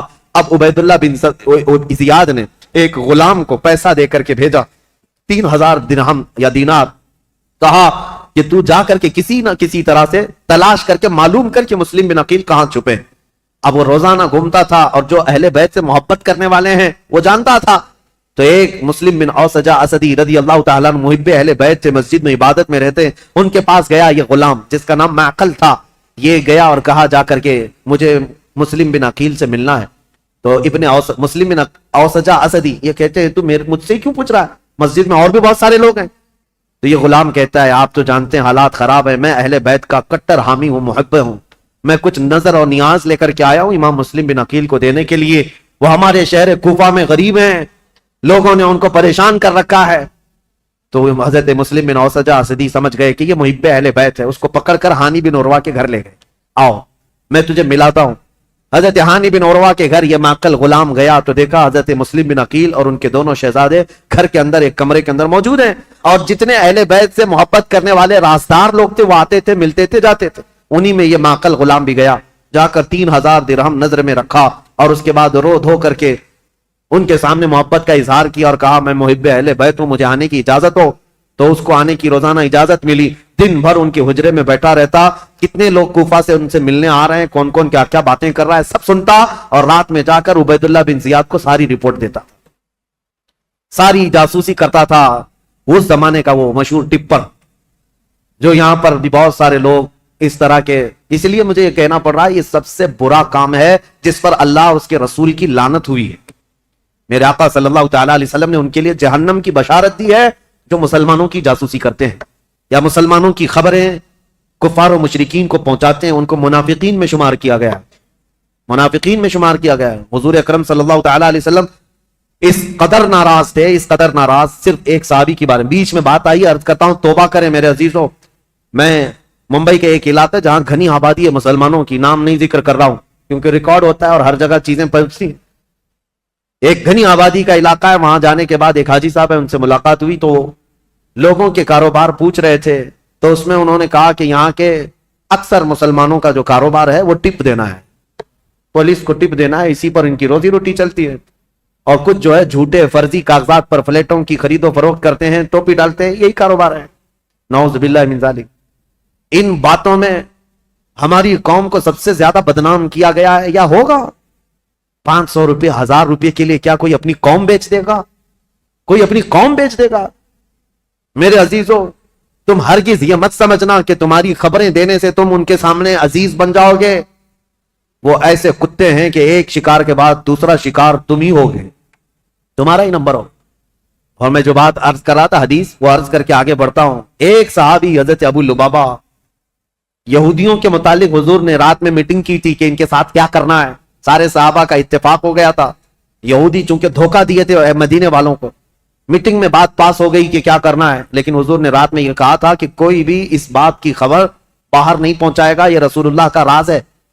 لیکن حضرت ابو لبابہ صحابی یہ باہر جا رہے تھے, یہودیوں نے انہیں پکڑ لیا. پرانی دوستی تھی, بچپن کی دوستی تھی. کہا ابو لبابہ سنا ہے رسول اللہ نے کچھ میٹنگ کی ہے ہمارے بارے میں, کیا مشورہ ہوا ہے؟ کہا نہیں بتاؤں گا, ہرگز نہیں بتاؤں گا, اللہ کے رسول کا راز ہے. تو ان پر پریشر ڈالنے لگے, پرانی دوستی کا واسطہ دیتے ہوئے, بچپن کی دوستی ہے, کچھ تو بتاؤ, اچھا اشارہ تو بتاؤ. میرے عزیزوں, آج تو جان بوجھ کر کے پورا اپنا پروفیشنل اور اپنا کاروبار بنائے ہوئے لوگ ہیں. وہ تو حضرت ابو لبابہ غلطی سے ان کے ہاتھوں لگ گئے, تو انہوں نے اشارے سے صرف یوں کہا تھا کہ تمہارا ہو جائے گا کام ہونے. اور یہودی راتوں رات پورا مدینہ خالی کر کے بھاگ گئے. دوسرے دن حضور کو خبر ہوئی, حضور نے بلایا, پوچھا کہ کس نے خبر کی ہمارے رات کی بات کو. تو حضرت ابو لبابہ کہتے ہیں کھڑا ہو گیا, کیونکہ پتا ہے نہ بھی بتاتا تو مخبر صادق صلی اللہ علیہ وسلم کو ہر بات کی خبر ہے. حضرت ابو لبابہ کھڑے ہو گئے, کہا یا رسول اللہ یہ جرم میرا ہے, لیکن میں نے جان بوجھ کر کے آپ کا راز افشا نہیں کیا, اور نہ ہی مسلمانوں کی کوئی بات جان بوجھ کر یہودیوں کو بتایا. میں تو راستے پہ جا رہا تھا اور اچانک ان کے ہتھے چڑھ گیا, انہوں نے مجھے بچپن کی دوستی یاد دلائی اور بہت زیادہ دباؤ ڈالا, میں نے اشارہ کیا تھا بس. جانتے ہو اس بات پر میرے آقا نے کیا فرمایا؟ نبی پاک صلی اللہ تعالی علیہ وسلم کھڑے ہو گئے, سارے مدینے کے صحابہ سے کہا آج کے بعد سے ابو لبابہ سے کوئی مسلمان نہ سلام کرے گا نہ مصافحہ کرے گا. حضور پاک نے فرمایا مکمل طور پر ابو لبابہ کا بائیکاٹ کرو, کوئی سلام بھی نہیں کرے گا, مصافحہ بھی نہیں کرے گا. حضرت ابو لبابہ کے متعلق اتنا سخت حکم حضور نے فرمایا. اور آج بھی مدینہ طیبہ مسجد نبوی جاؤ گے, وہاں ستونوں میں, مسجد کے اندر جو ستون ہے نا, ان ستونوں میں ایک ستون حضرت ابو لبابہ کے نام سے ہے. ابو لبابہ نے کیا کیا, اپنی بیوی کو بلایا اور کہا اب میں جینے کے قابل نہیں ہوں, مجھے اس کمبے سے باندھ دینا جب تک میری توبہ قبول نہ ہو. ان کو رسی سے ان کی بیوی باندھ کر چلی جاتی. حد تو یہ ہے وہ مدینے والے کیسے تھے, صحابہ تو دیکھتے تھے ان کو نمازوں کے وقت کھولا جاتا تھا, حضور کے پیچھے نماز پڑھتے تھے, پھر رسی سے باندھ دیے جاتے, کھانے کے وقت ہاتھ کھولتے. ان کی بیوی بھی کچھ پوچھو تو منہ پھیر لیتی, کہتی رسول اللہ نے منع کیا. تو ان سے سلام بھی نہیں کیا جا سکتا, کلام بھی نہیں, جینے کا حق ہے اس لیے کھانا دیا جا رہا ہے. بیوی تک نہیں بات کرتی تھی. حضرت ابو لبابہ پر یہ دن ایک دن 2 دن کا بائیکاٹ نہیں, تقریباً 33 دن تک چلا. حضور نماز پڑھاتے تھے لیکن ان سے ملتے نہیں تھے. اور اللہ رب العزت ان کی توبہ کا اعلان فرماتا ہے, حضور پر وہی آتی ہے جن سے یہ غلطی ہو گئی, اے رسول اللہ نے انہیں بخش دیا, معاف کر دیا. حضور اپنے ہاتھوں سے رسی کھولتے. یہ بات بیچ میں آئی ہے تو اس لیے مجھے عرض کرنا ہے, کچھ لوگوں کو ایسا لگتا ہے مسلمانوں کی جاسوسی کرنا, ان کی خبریں لے جا کر کے بڑے عہدے داروں کو بتانا, ٹپ دینا, اس میں ہماری عزت بڑھے گی. زیادہ سے زیادہ کیا ہوگا تمہارا, چند جرائم میں پولیس تمہیں معاف کر دے گی, اتنا ہی, کچھ نہیں ہے. عزت حاصل کرو اللہ کی بارگاہ میں. ہونا تو یہ چاہیے کہ اپنی قوم اور اپنی جماعت کے متعلق پہلے تو حالات ایسے ہوتے تھے کہ ہمارے بزرگ بتاتے ہیں کہ دوسروں کو ہماری جماعت کے ہمارے محلے میں آنے سے پہلے اجازت لینی پڑتی تھی. اتحاد ہوتا, یونٹی ہوتی. آج ہر کوئی ایک دوسرے کے پیچھے پڑا ہوا ہے. اس کی جاسوسی وہ کرے، اس کی جاسوسی یہ کرے، جاسوسی میں پوری زندگی گزر جا رہی. قیامت کے دن اللہ کی بارگاہ میں کیا کہو گے؟ اور قرآن کا 26ویں پارے کی یہ آیت بھی یاد رکھو. اللہ نے فرمایا اجتنبوا کثیرا من الظن، اللہ فرماتا ولا تجسسوا، لوگوں کی جاسوسی مت کرو. اور جو جاسوسی کرتا ہے مومن کے لیے یا غیبت کرتا ہے اس کے لیے اللہ قرآن میں فرماتا گویا کہ وہ اپنے مرے ہوئے بھائی کا گوشت کھاتا ہے، مرے ہوئے بھائی کا گوشت کھاتا ہے. میں ان سب سے کہوں گا ظالموں، مردہ کھانے والوں، توبہ کر لو، ابھی دن باقی ہیں، ابھی دن باقی ہیں. تم نے جن لوگوں کو ذلیل کرنے کے لیے آج تخت پر بیٹھے ہوئے لوگوں کی رضامندی حاصل کرنے کے لیے مسلمانوں کی خبریں لے جا کر پہنچاتے ہو، دن بدلیں گے، وقت بدلے گا، پھر تمہاری حالت ایسی ہوگی نہ تم اپنی قوم کے ہوگے نہ کسی اور قوم کے ہوگے، تمہیں منافقین میں شمار کیا جائے گا. توبہ کر لو. امام مسلم بن عقیل کی خبریں پہنچانے والا وہ ماکل غلام، اس کے ساتھ یہی ہوا 3000 درہم دے کر کے نذرانہ اور ساری رپورٹیں لا کر عبید اللہ بن زیاد کے پاس پہنچاتا تھا. عبید اللہ بن زیاد ساری باتیں سنتا رہا اور ہانی بن عروہ کو ایک دن بلا لیا. کہا ہانی بن عروہ سے اس کے پرانے تعلقات تھے، لیکن ہانی بن عروہ جب سے وہ آیا تھا ملنے نہیں گئے تھے. بلایا اچانک گورنر ہاؤس پہ، کہا کیا بات ہے ہانی بن عروہ، ہم سے ملاقات نہیں کر رہے ہو؟ کہا میں بیمار تھا اس لیے نہیں آیا. کہا بیمار نہیں، تم تو فتنوں میں مبتلا ہو، امیر المومنین کے خلاف فتنہ کرنے کا گھر کو اڈا بنا رکھا ہے. مسلم بن عقیل کو تم سہارا دیے ہوئے ہو، روزانہ پلاننگ کرتے ہو اپنے گھر میں اور خلافت کے خلاف لوگوں کو بغاوت پر ابھار رہے ہو. حضرت ہانی بن عروہ نے کہا ایسا تو نہیں کر رہا میں. تو اس نے وہ غلام کو سامنے پیش کیا. کہا اس کو پہچانتے ہو؟ کہا ہاں یہ تو محب اہل بیت ہے. وہ ماکل بن یسار جو غلام تھا، اس نے کہا میں کوئی محب اہل بیت نہیں، میں عبید اللہ بن زیاد کا سپاہی ہوں، میں ان کی طرف سے آیا کرتا تھا. ہانی بن عروہ دیکھ کر دنگ رہ گئے. مسلمان کو اگر کسی نے ڈنک مارا ہے تو دوسرا مسلمان ہی مارا ہے. اکثر یہی ہوا ہے تاریخ میں، جب تک اپنا کوئی گھر کا بھیدی نہیں ہوتا تب تک کوئی دشمن ہم پر غالب نہیں ہوتا. پوری تاریخ میں دیکھیں آپ یہی ہوتا رہا ہے. ہانی بن عروہ نے کہا تو اب یہ تیری جاسوسی تھی تو سن لے، حقیقت بات یہ ہے مسلم بن عقیل خود آئے ہیں میرے گھر اور وہ اہل بیت سے ہیں، میں ان کو منع نہیں کر سکتا اس لیے میں اپنے گھر میں رکھا ہوں. مسلم بن عقیل کی ابھی یہ بات چل رہی تھی، کوفہ میں یہ بات گردش کرنے لگ گئی کہ وہ قبیلہ بنی مزعج کے تھے. ایک قبیلہ تھا بنی مزعج، اس قبیلے کے ہانی بن عروہ سردار تھے. مشہور ہو گئی ہانی بن عروہ کا قتل ہو گیا، ان کو مارا گیا. تب سارے ان کے خاندان کے لوگ اور سب کے سب جمع ہو گئے. یہ تعداد بھی قریب 12,000 کی تھی. امام مسلم بن عقیل اس میں باہر نکل کر کے آ گئے. کوفہ کے جتنے لوگ ہیں ان کو لے کر گورنر ہاؤس کا گھیراؤ کر لیا، سب کو باہر جمع کر لیا. امام مسلم بن عقیل نے کہا اس وقت تک نہیں جائیں گے جب تک ہانی بن عروہ کے قتل کے بارے میں ہم ابن زیاد سے بدلہ نہ لیں گے. کوفہ والے نعرہ لگاتے ہوئے آ گئے. یہ وقت بھی ایسا تھا، امام مسلم بن عقیل چاہتے تو پورے گورنر ہاؤس کو تباہ کر دیتے، لیکن جب 12,000 لوگ آئے تھے تو ابن زیاد نے کیا کیا، ہانی بن عروہ کو اس نے قتل نہیں کیا تھا، گھر وہیں گورنر ہاؤس میں قید کر کے رکھا تھا. بوڑھے صاحب ہی تھے، ان کو پکڑ کر کے چھت پر لایا گیا اور یہ زور زبردستی ان سے کہا گیا اپنے قبیلے والوں سے کہہ دو واپس چلے جائیں، اپنے قبیلے والوں سے کہہ دو مسلم بن عقیل کا ساتھ چھوڑ دیں ورنہ ہانی بن عروہ تمہارا قتل ہو جائے گا، ٹکڑے ہو جائیں گے. ہانی بن عروہ چھت پر آئے اور اعلان کیا ہے لوگوں میں زندہ ہوں، مجھے نہیں مارا گیا ہے، لیکن بات یہ ہے فتنہ و فساد ہو رہا ہے، تم لوگ سب منتشر ہو جاؤ. تو ابن زیاد کی طرف سے ایک آدمی کھڑا ہوا کہ بنی مزیج کے لوگوں تم سے ابن زیاد کی کوئی دشمنی نہیں ہے، ہانی بن عروہ کا وہ دوست ہے، تم سب مسلم بن عقیل سے دور ہو جاؤ. ہانی بن عروہ کو کوفہ میں ایک عزت دار عہدہ دیا جائے گا اور ان کو یہاں پر عزت و تکریم سے نوازا جائے گا. قبیلے کے سارے لوگ نکل گئے. یہی وہ تاریخ ہے جب امام مسلم بن عقیل رات کو نماز پڑھانے کے لیے کھڑے تھے. عشاء کی 12,000 لوگ تھے. رات بھر یہ قضیہ چلتا رہا اور سارے قبیلے بنی مزیج کے اور کوفہ والے چھوڑ کر کے جاتے رہے. صبح کے وقت امام مسلم بن عقیل کے پیچھے فجر میں صرف 3 لوگ باقی تھے، 3 لوگ باقی رہ گئے. تاریخ میں ایسا باپ کبھی سنا ہے اپنے 12,000 لوگ ایک بیت چھوڑ کر کے جائیں اور 3 لوگ باقی رہ جائیں؟ یہ رسول اللہ کے خاندان والوں کا بہت عظیم امتحان تھا. امام مسلم بن عقیل نے دیکھا کہ سارے چھوڑ کر چلے گئے، لیکن ہوا کیا، سب کے جانے کے بعد حضرت امام مسلم بن عقیل اب تیسرا گھر ڈھونڈنے والے تھے کہ کسی کے گھر تو رکوں جا کر. پہلے مختار بن عبید کے گھر میں تھے، دوسرے ہانی بن عروہ کے گھر میں. اب حضرت امام مسلم بن عقیل جہاں سے گزرتے تھے کوفہ والے اپنا گھر بند کر دیتے تھے، کوفہ والے گھر بند کر دیتے، ان کی وجہ سے ہمارے اوپر عذاب آ جائے گا. یہ ابن زیاد ہمیں چھوڑے گا نہیں, ہمیں مار ڈالے گا. امام مسلم بن عقیل گھومتے رہے, پھرتے رہے, دن بھر کسی نے آپ کے لیے دروازہ نہیں کھولا, کوئی دروازہ نہیں کھولا, بھوکے اور پیاسے کوفہ میں. یہ وہ کوفہ ہے جو 3 دن میں بدل گیا. عبید اللہ بن زیاد کے آتے ہی پورے لوگوں کی طبیعت چینج ہو گئی. ایک عورت تھی طوعا نام کی, وہ اہل بیت سے محبت کرنے والی, امام مسلم بن عقیل کو دیکھتی ہے اور لے کر کے آ جاتی ہے, میرے گھر میں رک جائے, چاہے پورا زمانہ مخالف ہو جائے, میں اپنی جان کی بازی لگا دوں گی, لیکن رسول اللہ کے گھر والوں کو اس طرح میں راستوں پر گھومتا پھرتا نہیں دیکھ سکتی, آپ آئیں میرے گھر. امام مسلم بن عقیل اس عورت کے گھر گئے. طوعا, یہ عورت بڑی جانثار تھی. اب ادھر ہوا یہ کہ ہانی بن عروہ کا قبیلہ تو چلا گیا. اب ہانی بن عروہ کو جو اس نے دعویٰ کیا تھا کہ ان کو عزت سے نوازا جائے گا, کچھ نہیں. ان کو دوسرے دن کھڑا کیا گورنر ہاؤس میں, کہا مسلم بن عقیل کو میرے حوالے کر دو.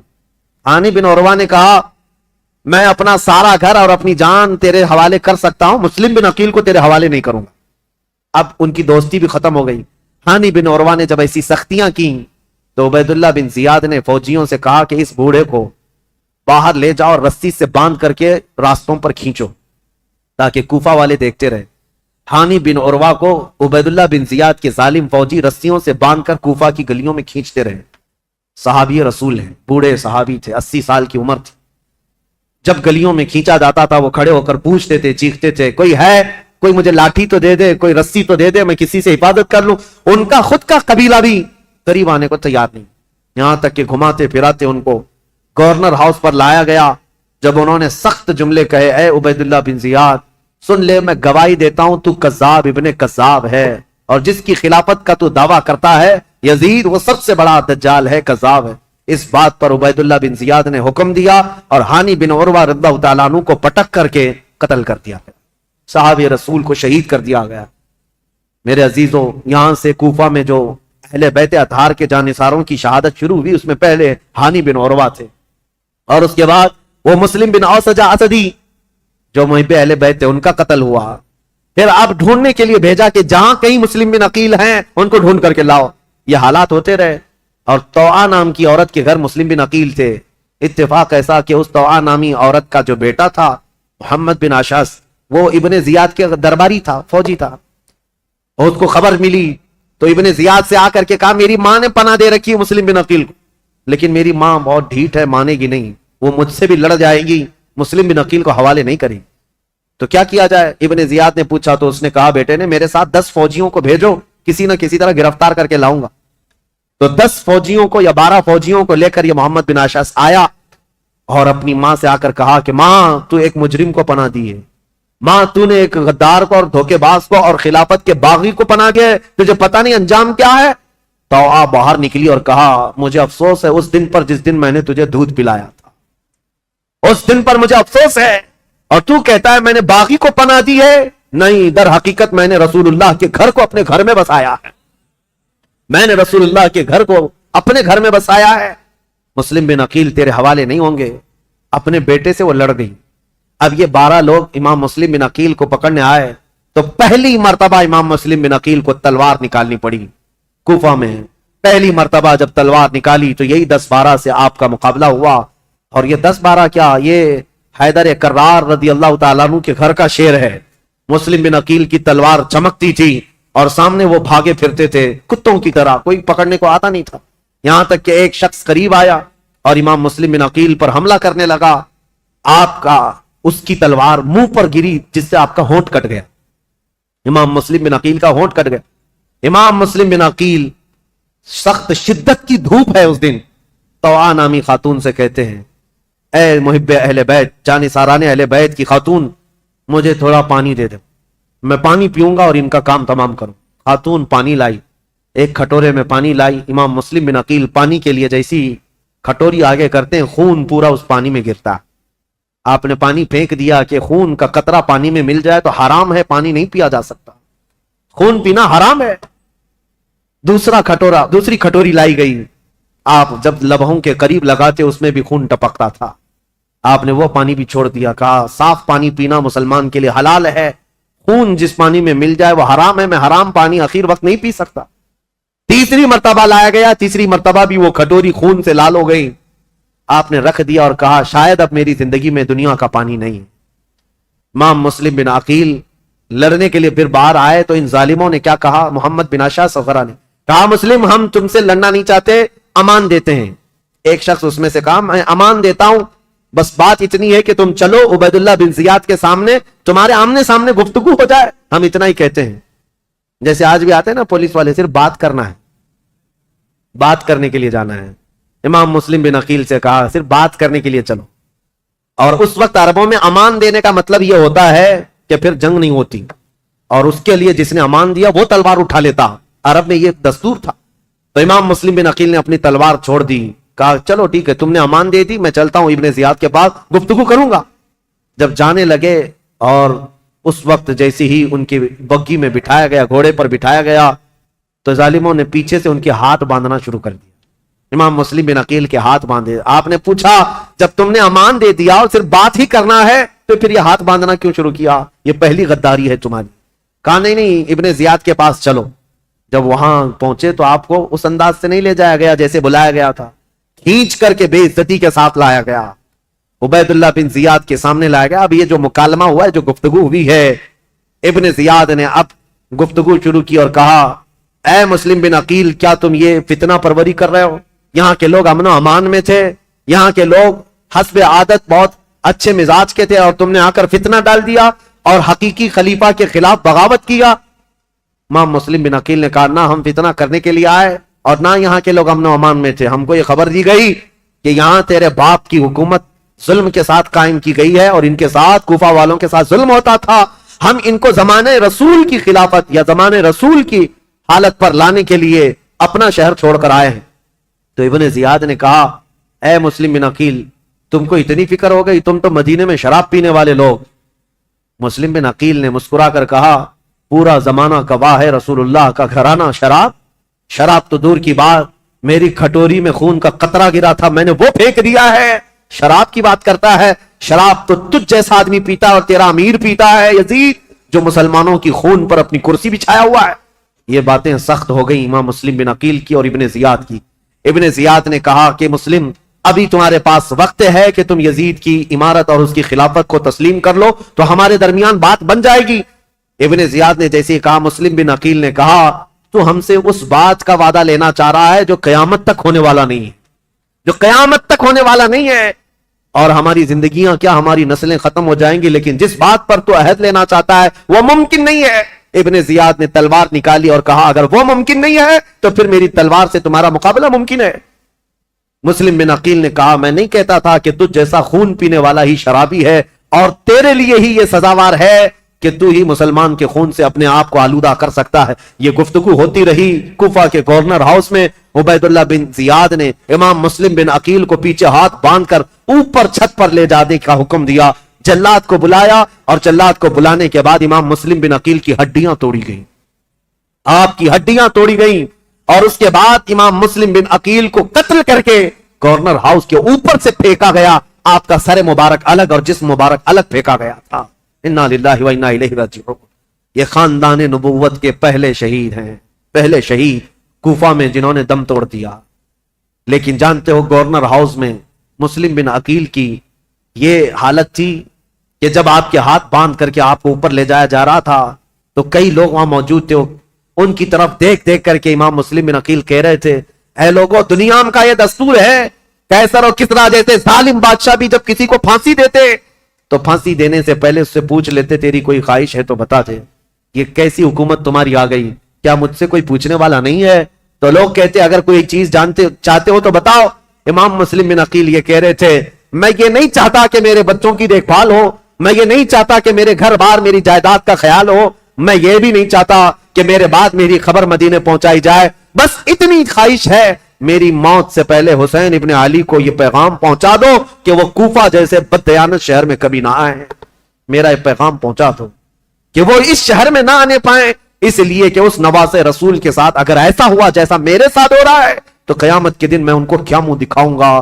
حسین اگر مجھ سے یہ پوچھے کہ اے مسلم تمہارے خط کی وجہ سے میں آیا تھا اور میرے ساتھ کوفہ والوں نے کیا کیا، اگر حسین ابن علی مجھ سے یہ پوچھ لیں تو میں کیا جواب دوں گا، اس لیے کہ اب تک میں 2 خط لکھ چکا ہوں کہ کوفہ کے حالات بڑے اچھے ہیں، اس لیے اے لوگوں میرا یہ پیغام پہنچا دو، حسین ابن علی کوفہ کی طرف نہ آئے۔ کوفہ کے گورنر ہاؤس میں بیٹھے ہوئے لوگ پھٹا مار کر ہنسنے لگے اور کہا مسلم بن عقیل تمہاری یہ خواہش پوری نہیں کی جائے گی اور نہ ہی یہ پیغام حسین تک پہنچایا جائے گا، جاؤ تم پھانسی کے پھندے پر، اگر حسین آتے ہیں تو انہیں بھی اسی طرح کا مزہ چکھایا جائے گا۔ امام مسلم بن عقیل کی شہادت ہو گئی، اور جیسے ہی ان کی شہادت ہوئی میرے عزیزوں، ہانی بن عروہ جو ان کے جانثار تھے، ان کے محب تھے، ان کا قتل ہوا، مسلم بن اوسجہ کا قتل ہوا، اب مسلم بن عقیل کا قتل ہوا۔ اتنا ہی نہیں کہ گورنر ہاؤس سے ان کی لاش پھینکی گئی تھی، ہڈیاں توڑی گئی تھی، اتنا ہی نہیں، مجھے بتانے میں درد محسوس ہوتا ہے، رونگٹے کھڑے ہو جاتے ہیں۔ مسلم بن عقیل کی لاش کو گورنر ہاؤس پر لٹکایا گیا۔ کوفہ والے دیکھتے رہو، جو بغاوت کرے گا اس کا انجام یہی ہوگا، جو ہمارے امیر کے خلاف کھڑا ہوگا اس کے ساتھ ہم یہی برتاؤ کریں گے۔ میں یہ کہتا ہوں اے مسلمانوں، اس واقعے کو بار بار یاد کرنا، موب لنچنگ یہ آج کی تاریخ نہیں ہے، کوفہ والوں نے بہت پہلے شروع کر رکھا تھا۔ آج کے یہ کتے بھیڑیے جب کسی مسلمان پر حملہ آور ہوتے ہیں اور مار مار کر کے گوشت کے نام پر، گائے کے گوشت کے نام پر، پتہ نہیں کس کس چیز کے نام پر، کیا ہمارے ملک میں یہ حالات نہیں ہوتے؟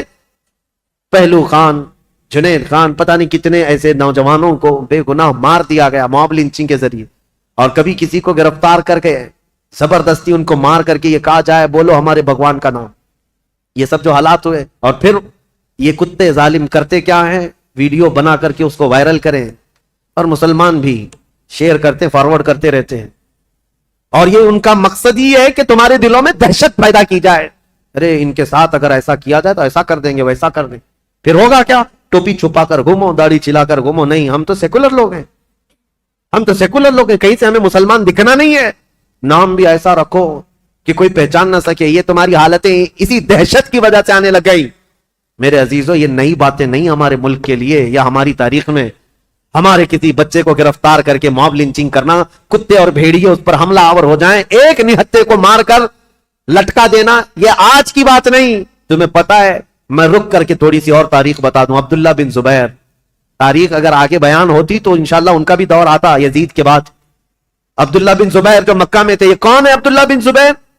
یہ حضرت ابو بکر صدیق کے نواسے، ان کی ماں اسما بنت ابو بکر اور باپ زبیر بن عوام، رسول اللہ کے عشرہ مبشرہ صحابہ میں سے، ان کے بیٹے، ماں صدیق اکبر کی بیٹی اور باپ رسول اللہ کی پھوپھی کے بیٹے، یہ عبداللہ بن زبیر۔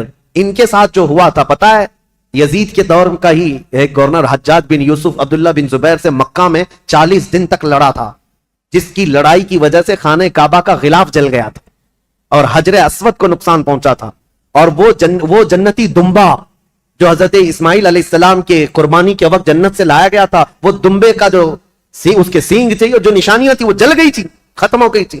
اتنے بڑے واقعات پیش آئے عبداللہ بن زبیر کے زمانے میں، اور ہوا کیا تھا پتا ہے، وہ تھک ہار کر کے گھر کے اندر آئے۔ اسما بنت ابو بکر اس وقت ان کی عمر 90 سال کے قریب تھی، تقریباً 90 سال کے قریب کی عمر ہے حضرت اسما کی، یا 80 سال کی عمر ہے۔ بیٹا جب تھک کر آیا تو اسما بنت ابو بکر اٹھاتی ہیں اور کہتی ہیں، بیٹا شیروں کو یہ زیب نہیں دیتا کہ وہ جھوپڑی کے سائے میں بیٹھے، تو بوڑھی ماں کی فکر نہ کر، دین اسلام کی فکر کر۔ بیٹے کو بھیج دیا اور بیٹا شہید ہو گیا تھا۔ عبداللہ بن زبیر قتل ہو گئے تھے۔ آپ کو ایسا لگ رہا ہوگا کربلا کے واقعات میں بیچ میں کہاں سے آئے، یہ اس لیے بتا رہا ہوں، موب لنچنگ کا دور اور موب لنچنگ جو ہو رہی ہے اس کے متعلق کہہ رہا ہوں۔ عبداللہ بن زبیر کو قتل تو کیا حجاج بن یوسف نے، لیکن جانتے ہو ان کی لاش کو 40 دن تک ایک کھمبے پر باندھ کر لٹکایا گیا تھا، 40 دن تک لٹکایا گیا تھا، اور تاریخ میں موجود ہے۔ لیکن وہ پورا جسم 40 دن تک تر و تازہ تھا، ہر دن خون کا قطرہ ٹپکتا تھا اور جسم اسی طرح تر و تازہ تھا، نہ جسم میں کوئی سڑن، کوئی بدبو، نہ ہی بوسیدگی، کچھ نہیں۔ اب جو بات کہنے کی ہے امپورٹنٹ وہ یہ ہے، بوڑھی ماں اسما بنت ابو بکر روزانہ لاٹھی پکڑ کر آتی تھی، ہر دن اپنے بیٹے کو دیکھتی تھی اور گھر جاتی تھی۔ لاش لٹکی ہوئی ہے اور ماں روزانہ دیکھتی تھی اور گھر جاتی تھی۔ 40 دن گزرنے کو آئے، تب اسما بنت ابو بکر نے کیا کہا تھا پتا ہے؟ اپنی لاٹھی پکڑ کر کے کہا تھا، 80-90 سال کی خاتون، اے مکہ والو، اس دولہے کا سواری سے اترنے کا وقت کب آئے گا؟ کیا ابھی وہ وقت نہیں آیا کہ یہ دولہا اپنی سواری سے اتر جائے؟ بیٹے کی لاش کھمبے سے لٹکی ہوئی ہے، لیکن ماں اس وقت تک ہمت نہیں ہارتی، لوگوں سے کہتی ہے میرا بیٹا دولہا ہے اور سواری پر سوار ہے۔ پھر 40 دن کے بعد ان کی لاش کو لا کر دفن کیا گیا تھا. یہ باتیں اس لیے میں عرض کر رہا ہوں کہ تمہارے جذبے جوان رہے. ہمارے لیے موت، ہمارے لیے کسی کا کٹ جانا، مر جانا ہمارے حوصلوں کو توڑنے والا نہیں ہونا چاہیے. اسی لیے اکثر میں تقریروں میں کہتا ہوں ان ظالم بھیڑیوں سے اور کتوں سے یہ بتاؤ اگر میری گردن کل کو کاٹ دی جاتی ہے، مجھے پھانسی پر چڑھایا جاتا ہے، یہ ہرگز مت سمجھنا کہ تم نے اسلام کو ختم کر دیا یا اسلام کا نقصان پہنچا دیا یا مسلمانوں کو ختم کر دیا. ہرگز نہیں. ہمارا تو یہ ماننا ہے اسلام زندہ ہوتا ہے ہر کربلا کے بعد.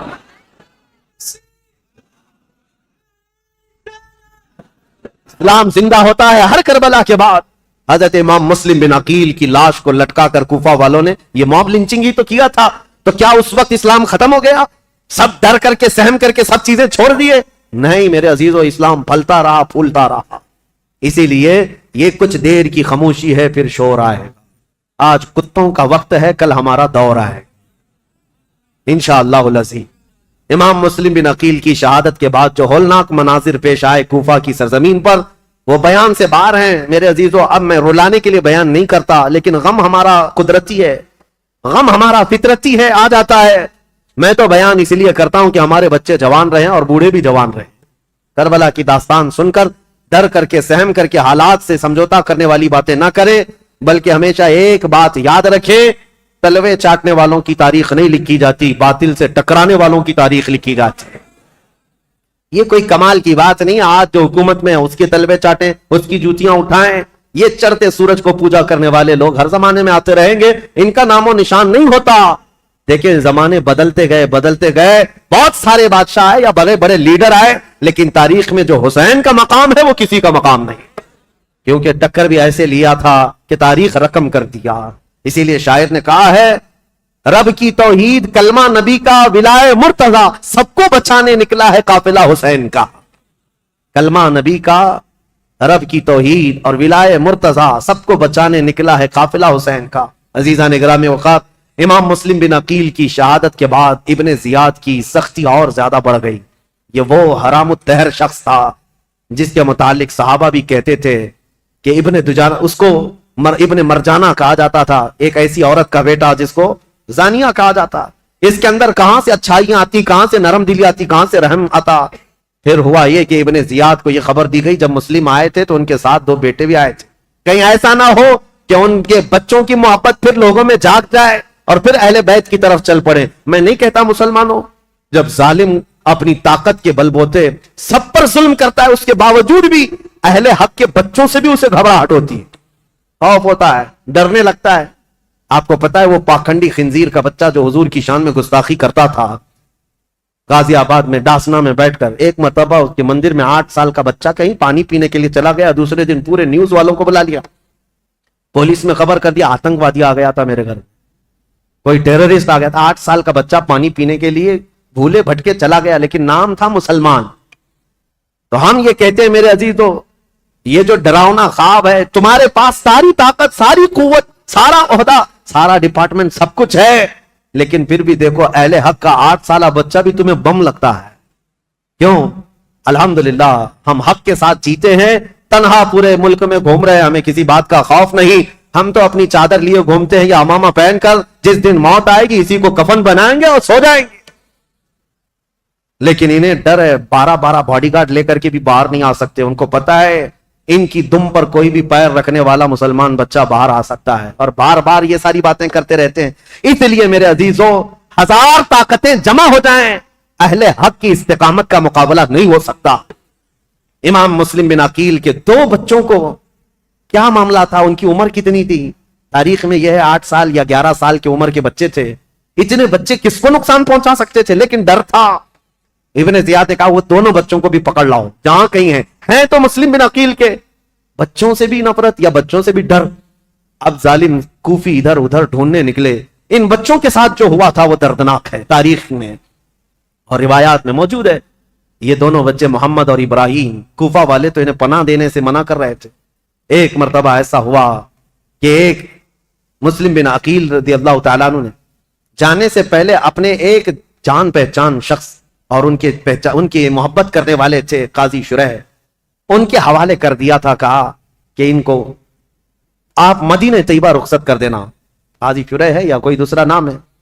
इमाम मुस्लिम बिन अकील ने जिनके लिए वसीयत की थी, उन साहब ने क्या किया, कहा इन बच्चों को रात के वक्त सजाया संवारा और कहा देखो बेटा, एक काफिला आज मदीने की तरफ जा रहा है, तुम उस काफिले में शामिल हो जाओ, तुम अपने घराने पहुंच जाओगे, तुम्हारा खानदान मदीने में है, तुम्हारे बाप तो शहीद हो गए, तुम्हारे बाप तो कत्ल हो गए, कूफा अजनबी है, यहाँ किसके घर रहोगे।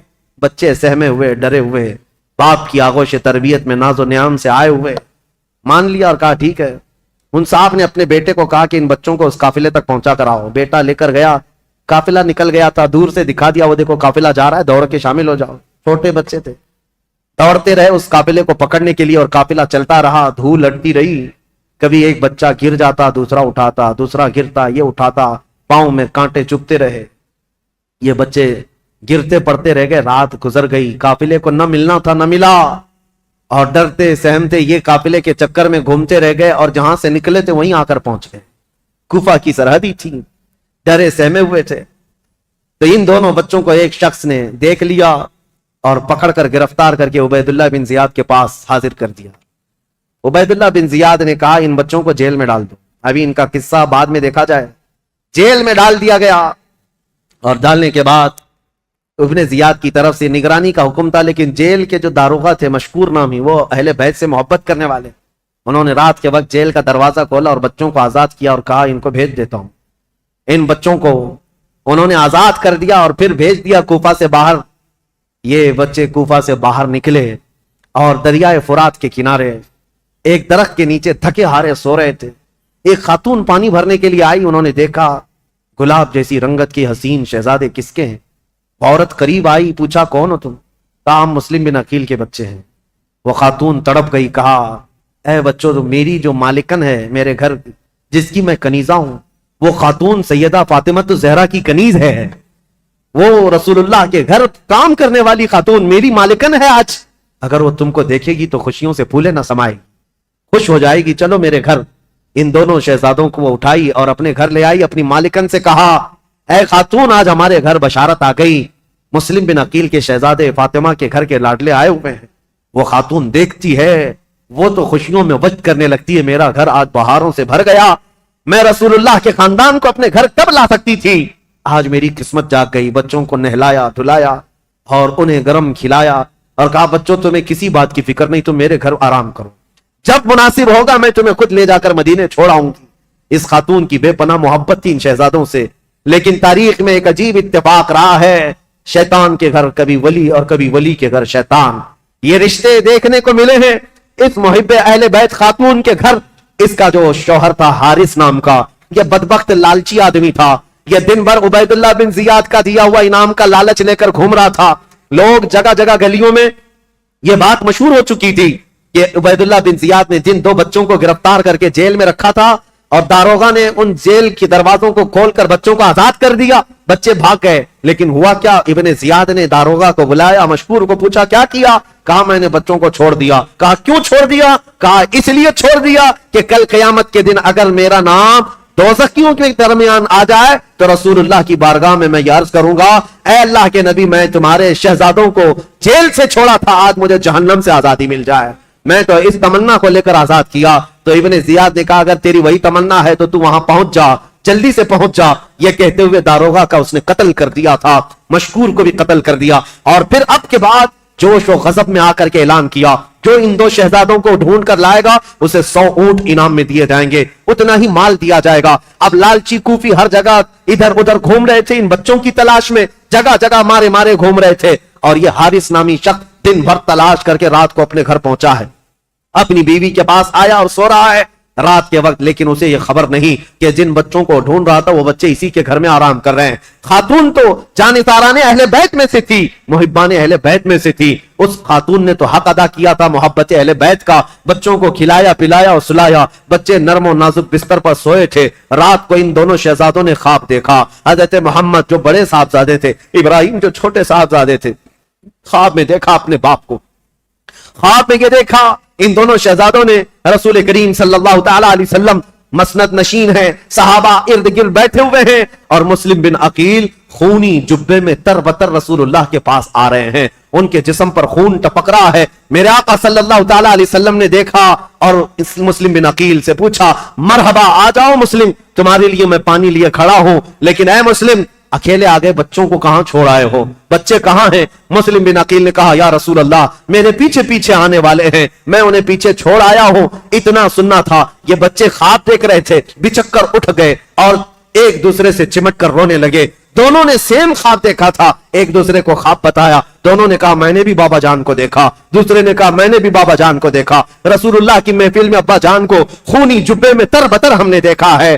اللہ اکبر, یہ بچے سے ہم کر رو رہے تھے, ان کی آوازیں بلند ہو گئی. گھر میں بچوں کی آواز. وہ بے اولاد شخص تھا حارث, رات کو جاگ گیا, اپنی بیوی سے پوچھا ہمارے گھر تو کوئی اولاد نہیں, یہ بچوں کے رونے کی آواز کہاں سے آ رہی ہے؟ بیوی نے کہا شاید پڑوسی کے گھر سے آواز آتی ہوگی, تم سو جاؤ. بیوی نے منع کیا بتانے سے. پھر اس ظالم نے کہا نہیں, مجھے تو لگتا ہے میرے گھر میں بچوں کی آواز ہے, پڑوس کے گھر کے بچوں کی آواز اتنی تیز نہیں آتی. خاتون نے بہلایا پھسلایا اور کہا کہ تم سو جاؤ, لیکن اس ظالم نے کہا مجھے دیکھنا ہے, میرے گھر کی تلاشی لینی ہے. گھر ڈھونڈتے ہوئے آیا اور اسی حجرے میں آیا جس میں بچے سو رہے تھے, اور اٹھ کر کے یہ ایک دوسرے کو چمٹ کر رو رہے تھے. حارث آتے ہی پوچھتا ہے اے بچوں تم کس کے ہو, کس کے بیٹے ہو, میرے گھر کیسے آئے؟ بچے تو اس گھر کو محبان اہل بیت سمجھتے تھے, دیکھا تھا ایک دن پہلے خاتون نے نہلایا دھلایا ہے, کھانا کھلایا ہے, ہمارے گھر ہمارا جانثاروں کا یہ گھر ہے. بچوں نے تڑپ کر کہا اے شخص ہم تو مسلم بن عقیل کے شہزادے ہیں, ہم اہل بیت نبوت سے تعلق رکھتے ہیں. اتنا سنتے ہی یہ حارث دونوں بچوں کے بال پکڑ کر کھینچ کر کے اٹھایا. کہا دن بھر تمہاری تلاش میں سرگرداں تھا, میں نے کہاں کہاں کی خاک چھان ماری, تمہیں ڈھونڈتے ڈھونڈتے تھک گیا اور تم میرے گھر کے بستر پر سو رہے ہو. دونوں بچوں کے گال پر تماچے مارنے لگا. غصے کے مارے دونوں بچوں کو تھپڑ رسید کرتا رہا. یہ بچوں کا منظر دیکھ کر کے اس کی خاتون بیچ میں آ گئی. کہا ظالم تو اپنے ہاتھوں کو بچا لے, تو کل قیامت کے دن فاطمہ کے سامنے کھڑا ہوگا, علی کے سامنے کھڑا ہوگا, رسول اللہ کے سامنے کھڑا ہوگا, ان کے گھر والوں کو دی ہوئی تکلیف کا کیا جواب دے سکتا ہے؟ حارث کے سر پر یہ لالچ کا بھوت سوار تھا. اس کی بیوی کی بات ایک نہ سمجھ آئی, وہ بچوں کو بالوں سمیت کھینچتا ہوا باہر لا رہا تھا. بیوی قدموں میں گر گئی, لپٹ گئی اور بار بار اصرار کیا آج ایک بار میری مان لے, ان بچوں کی جان بخش دے, میں زندگی بھر تیری غلامی کروں, تو جو کہے وہ مان لوں, اپنی جان قربان کر دوں. لیکن حارث کو نہ ماننا تھا, نہ مانا, یہاں تک کہ بیچ بچاؤ میں اپنی بیوی کی ناک کو پھوڑ دیا, اس کے چہرے کو زخمی کر دیا اور اسے بے ہوش کر دیا, اپنی بیوی کو مار مار کر. پھر گھر سے اپنی تیز ترار تلوار کو اٹھایا اور کہا چلو اے بچوں تمہارا وقت آ گیا, تمہارا باپ جہاں گیا ہے میں تمہیں وہاں جلدی کیوں نہ پہنچا دوں, تم بھی وہاں پہنچ جاؤ, تاکہ عبید اللہ بن زیاد نے جو 100 اونٹ کے انعام کا یہ اعلان کیا ہے میں اس کا حقدار بن جاؤں. کل میرے گھر 100 اونٹ آئیں گے, میرے گھر اتنا ہی مال آئے گا, بس مجھے تمہاری گردنوں کو لے جانا ہے, تمہارے کٹے ہوئے سروں کو لے جانا ہے. ان بچوں کے بالوں کو پکڑ کر وہ کھینچتا ہوا دریائے فرات کے قریب آیا. عزیزان گرامی وقار, تاریخ کی یہ سچائیاں جب ہم پڑھتے ہیں آنکھیں بھیگ جاتی ہیں, ہمارا جسم بوجھل ہو جاتا ہے, کلیجہ منہ کو آتا ہے. ان بچوں کی اس وقت بھی محبت یہ تھی, دونوں ایک دوسرے سے لپٹے ہوئے. حارث سے کیا کہتے ہیں محمد جو بڑے صاحبزادے تھے, وہ یہ کہتے حارث ایک بات کہتا ہوں, میری آخری یہ بات سن لے, اس لیے کہ پہلے جب تو تلوار چلائے تو میری گردن پر مار دینا, اس لیے کہ یہ چھوٹا جو ہے اس کا قتل میں دیکھ نہ سکوں گا, میں اس کے قتل کو اپنی آنکھوں سے گوارا نہ کر سکوں گا. چھوٹے نے بڑھ کر کے اس کو تھام لیا اور کہا حارث ہرگز میرے بھائی کی مت سننا, اس لیے کہ پہلی تلوار میری گردن پر چلانا, میں اپنے بڑے بھائی کے قتل کو دیکھ نہ سکوں گا. ہمارے باپ ویسے ہی پہلے مارے جا چکے ہیں, ان کو گورنر ہاؤس سے پٹک کر ان کی ہڈیاں توڑی جا چکی ہیں, ہم اس غم سے ابھی باہر نہ نکل پائے, ہمارے بھائیوں کی موت ہمارے سامنے نہ ہو.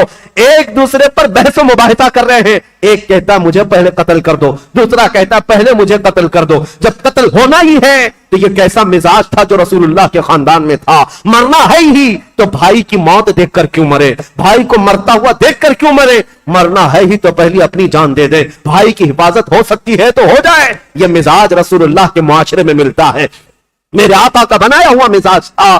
دونوں شہزادے جب بحث و مباحثہ کرتے رہے, حارث نے دونوں کی گردنوں کو پکڑا اور کہا تم دونوں کی خواہش پوری ایک ساتھ کرتا ہوں. تلوار ہوا میں لہرایا اور ایک ساتھ گردن پر مارا, جس سے دونوں شہزادوں کے سر ہوا میں اڑ گئے. اور ان نو نہالوں کا ایسا قتل دنیا نے دیکھا کہ سر اڑتے ہوئے ریت میں آ کر گر گئے. اسی لیے شاعر نے تو کہا تھا ان پھولوں کا کیا جو بہار جاں فضا دکھلا گئے, افسوس تو ان کلیوں کا ہے جو بن کھلے مرجھا گئے، بن کھلے مرجھا گئے۔ ان فاطمہ کے لاڈلوں کا، اہل بیت نبوت کے، خاندان نبوت کے شہزادوں کا یہ پہلا قتل تھا۔ اس کم عمری میں یہ 2 بچے شہید ہو گئے کوفہ کی سرزمین پر۔ ان دونوں کے سروں کو سجا کر کے دوسرے دن یہ حارث نامی بدبخت ظالم عبید اللہ بن زیاد کے گورنر ہاؤس میں پہنچا اور یہ دونوں شہزادوں کے سر لایا اور کہا اعلان کے مطابق میرے 100 اونٹ مجھے دے دو، 100 اونٹ کا انعام مجھے دے دو۔ عبید اللہ بن زیاد نے کہا ارے ظالم، تجھے کس نے کہا تھا کہ ان کے مردہ، ان کے کٹے ہوئے سر لانے کے لیے؟ میں تو زندہ لانے کے لیے کہا تھا۔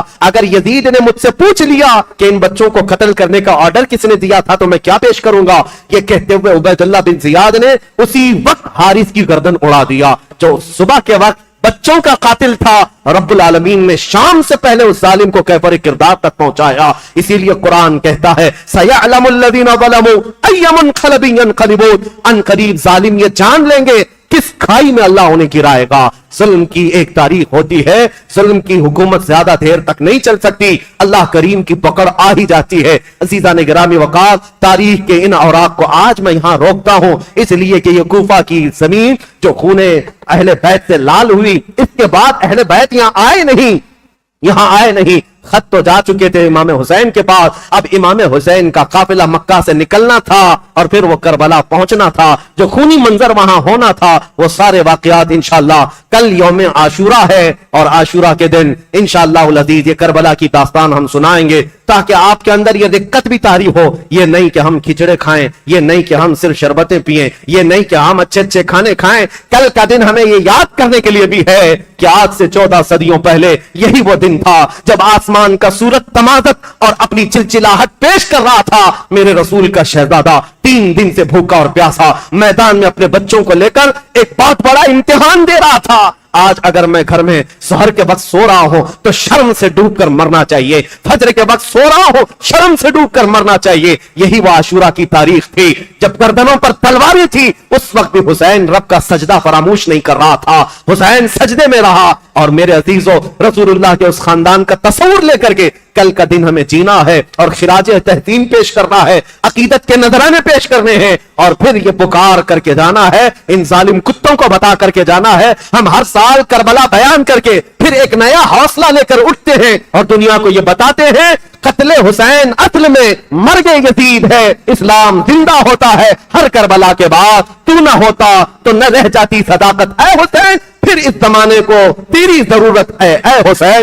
سلام ان شہیدان کربلا کو اور سلام اہل بیت اطہار کے ان نونہالوں کو۔ مولا کریم اخیر زندگی تک اہل بیت کے قدموں میں زندگی عطا فرمائے اور جان نثاران اہل بیت میں ہمارا شمار فرمائے۔ قیامت کے دن اللہ ہم سب کا حشر اہل بیت کے سائے تلے عطا فرمائے۔ وآخر دعوانا ان الحمدللہ رب العالمین۔ السلام علیکم۔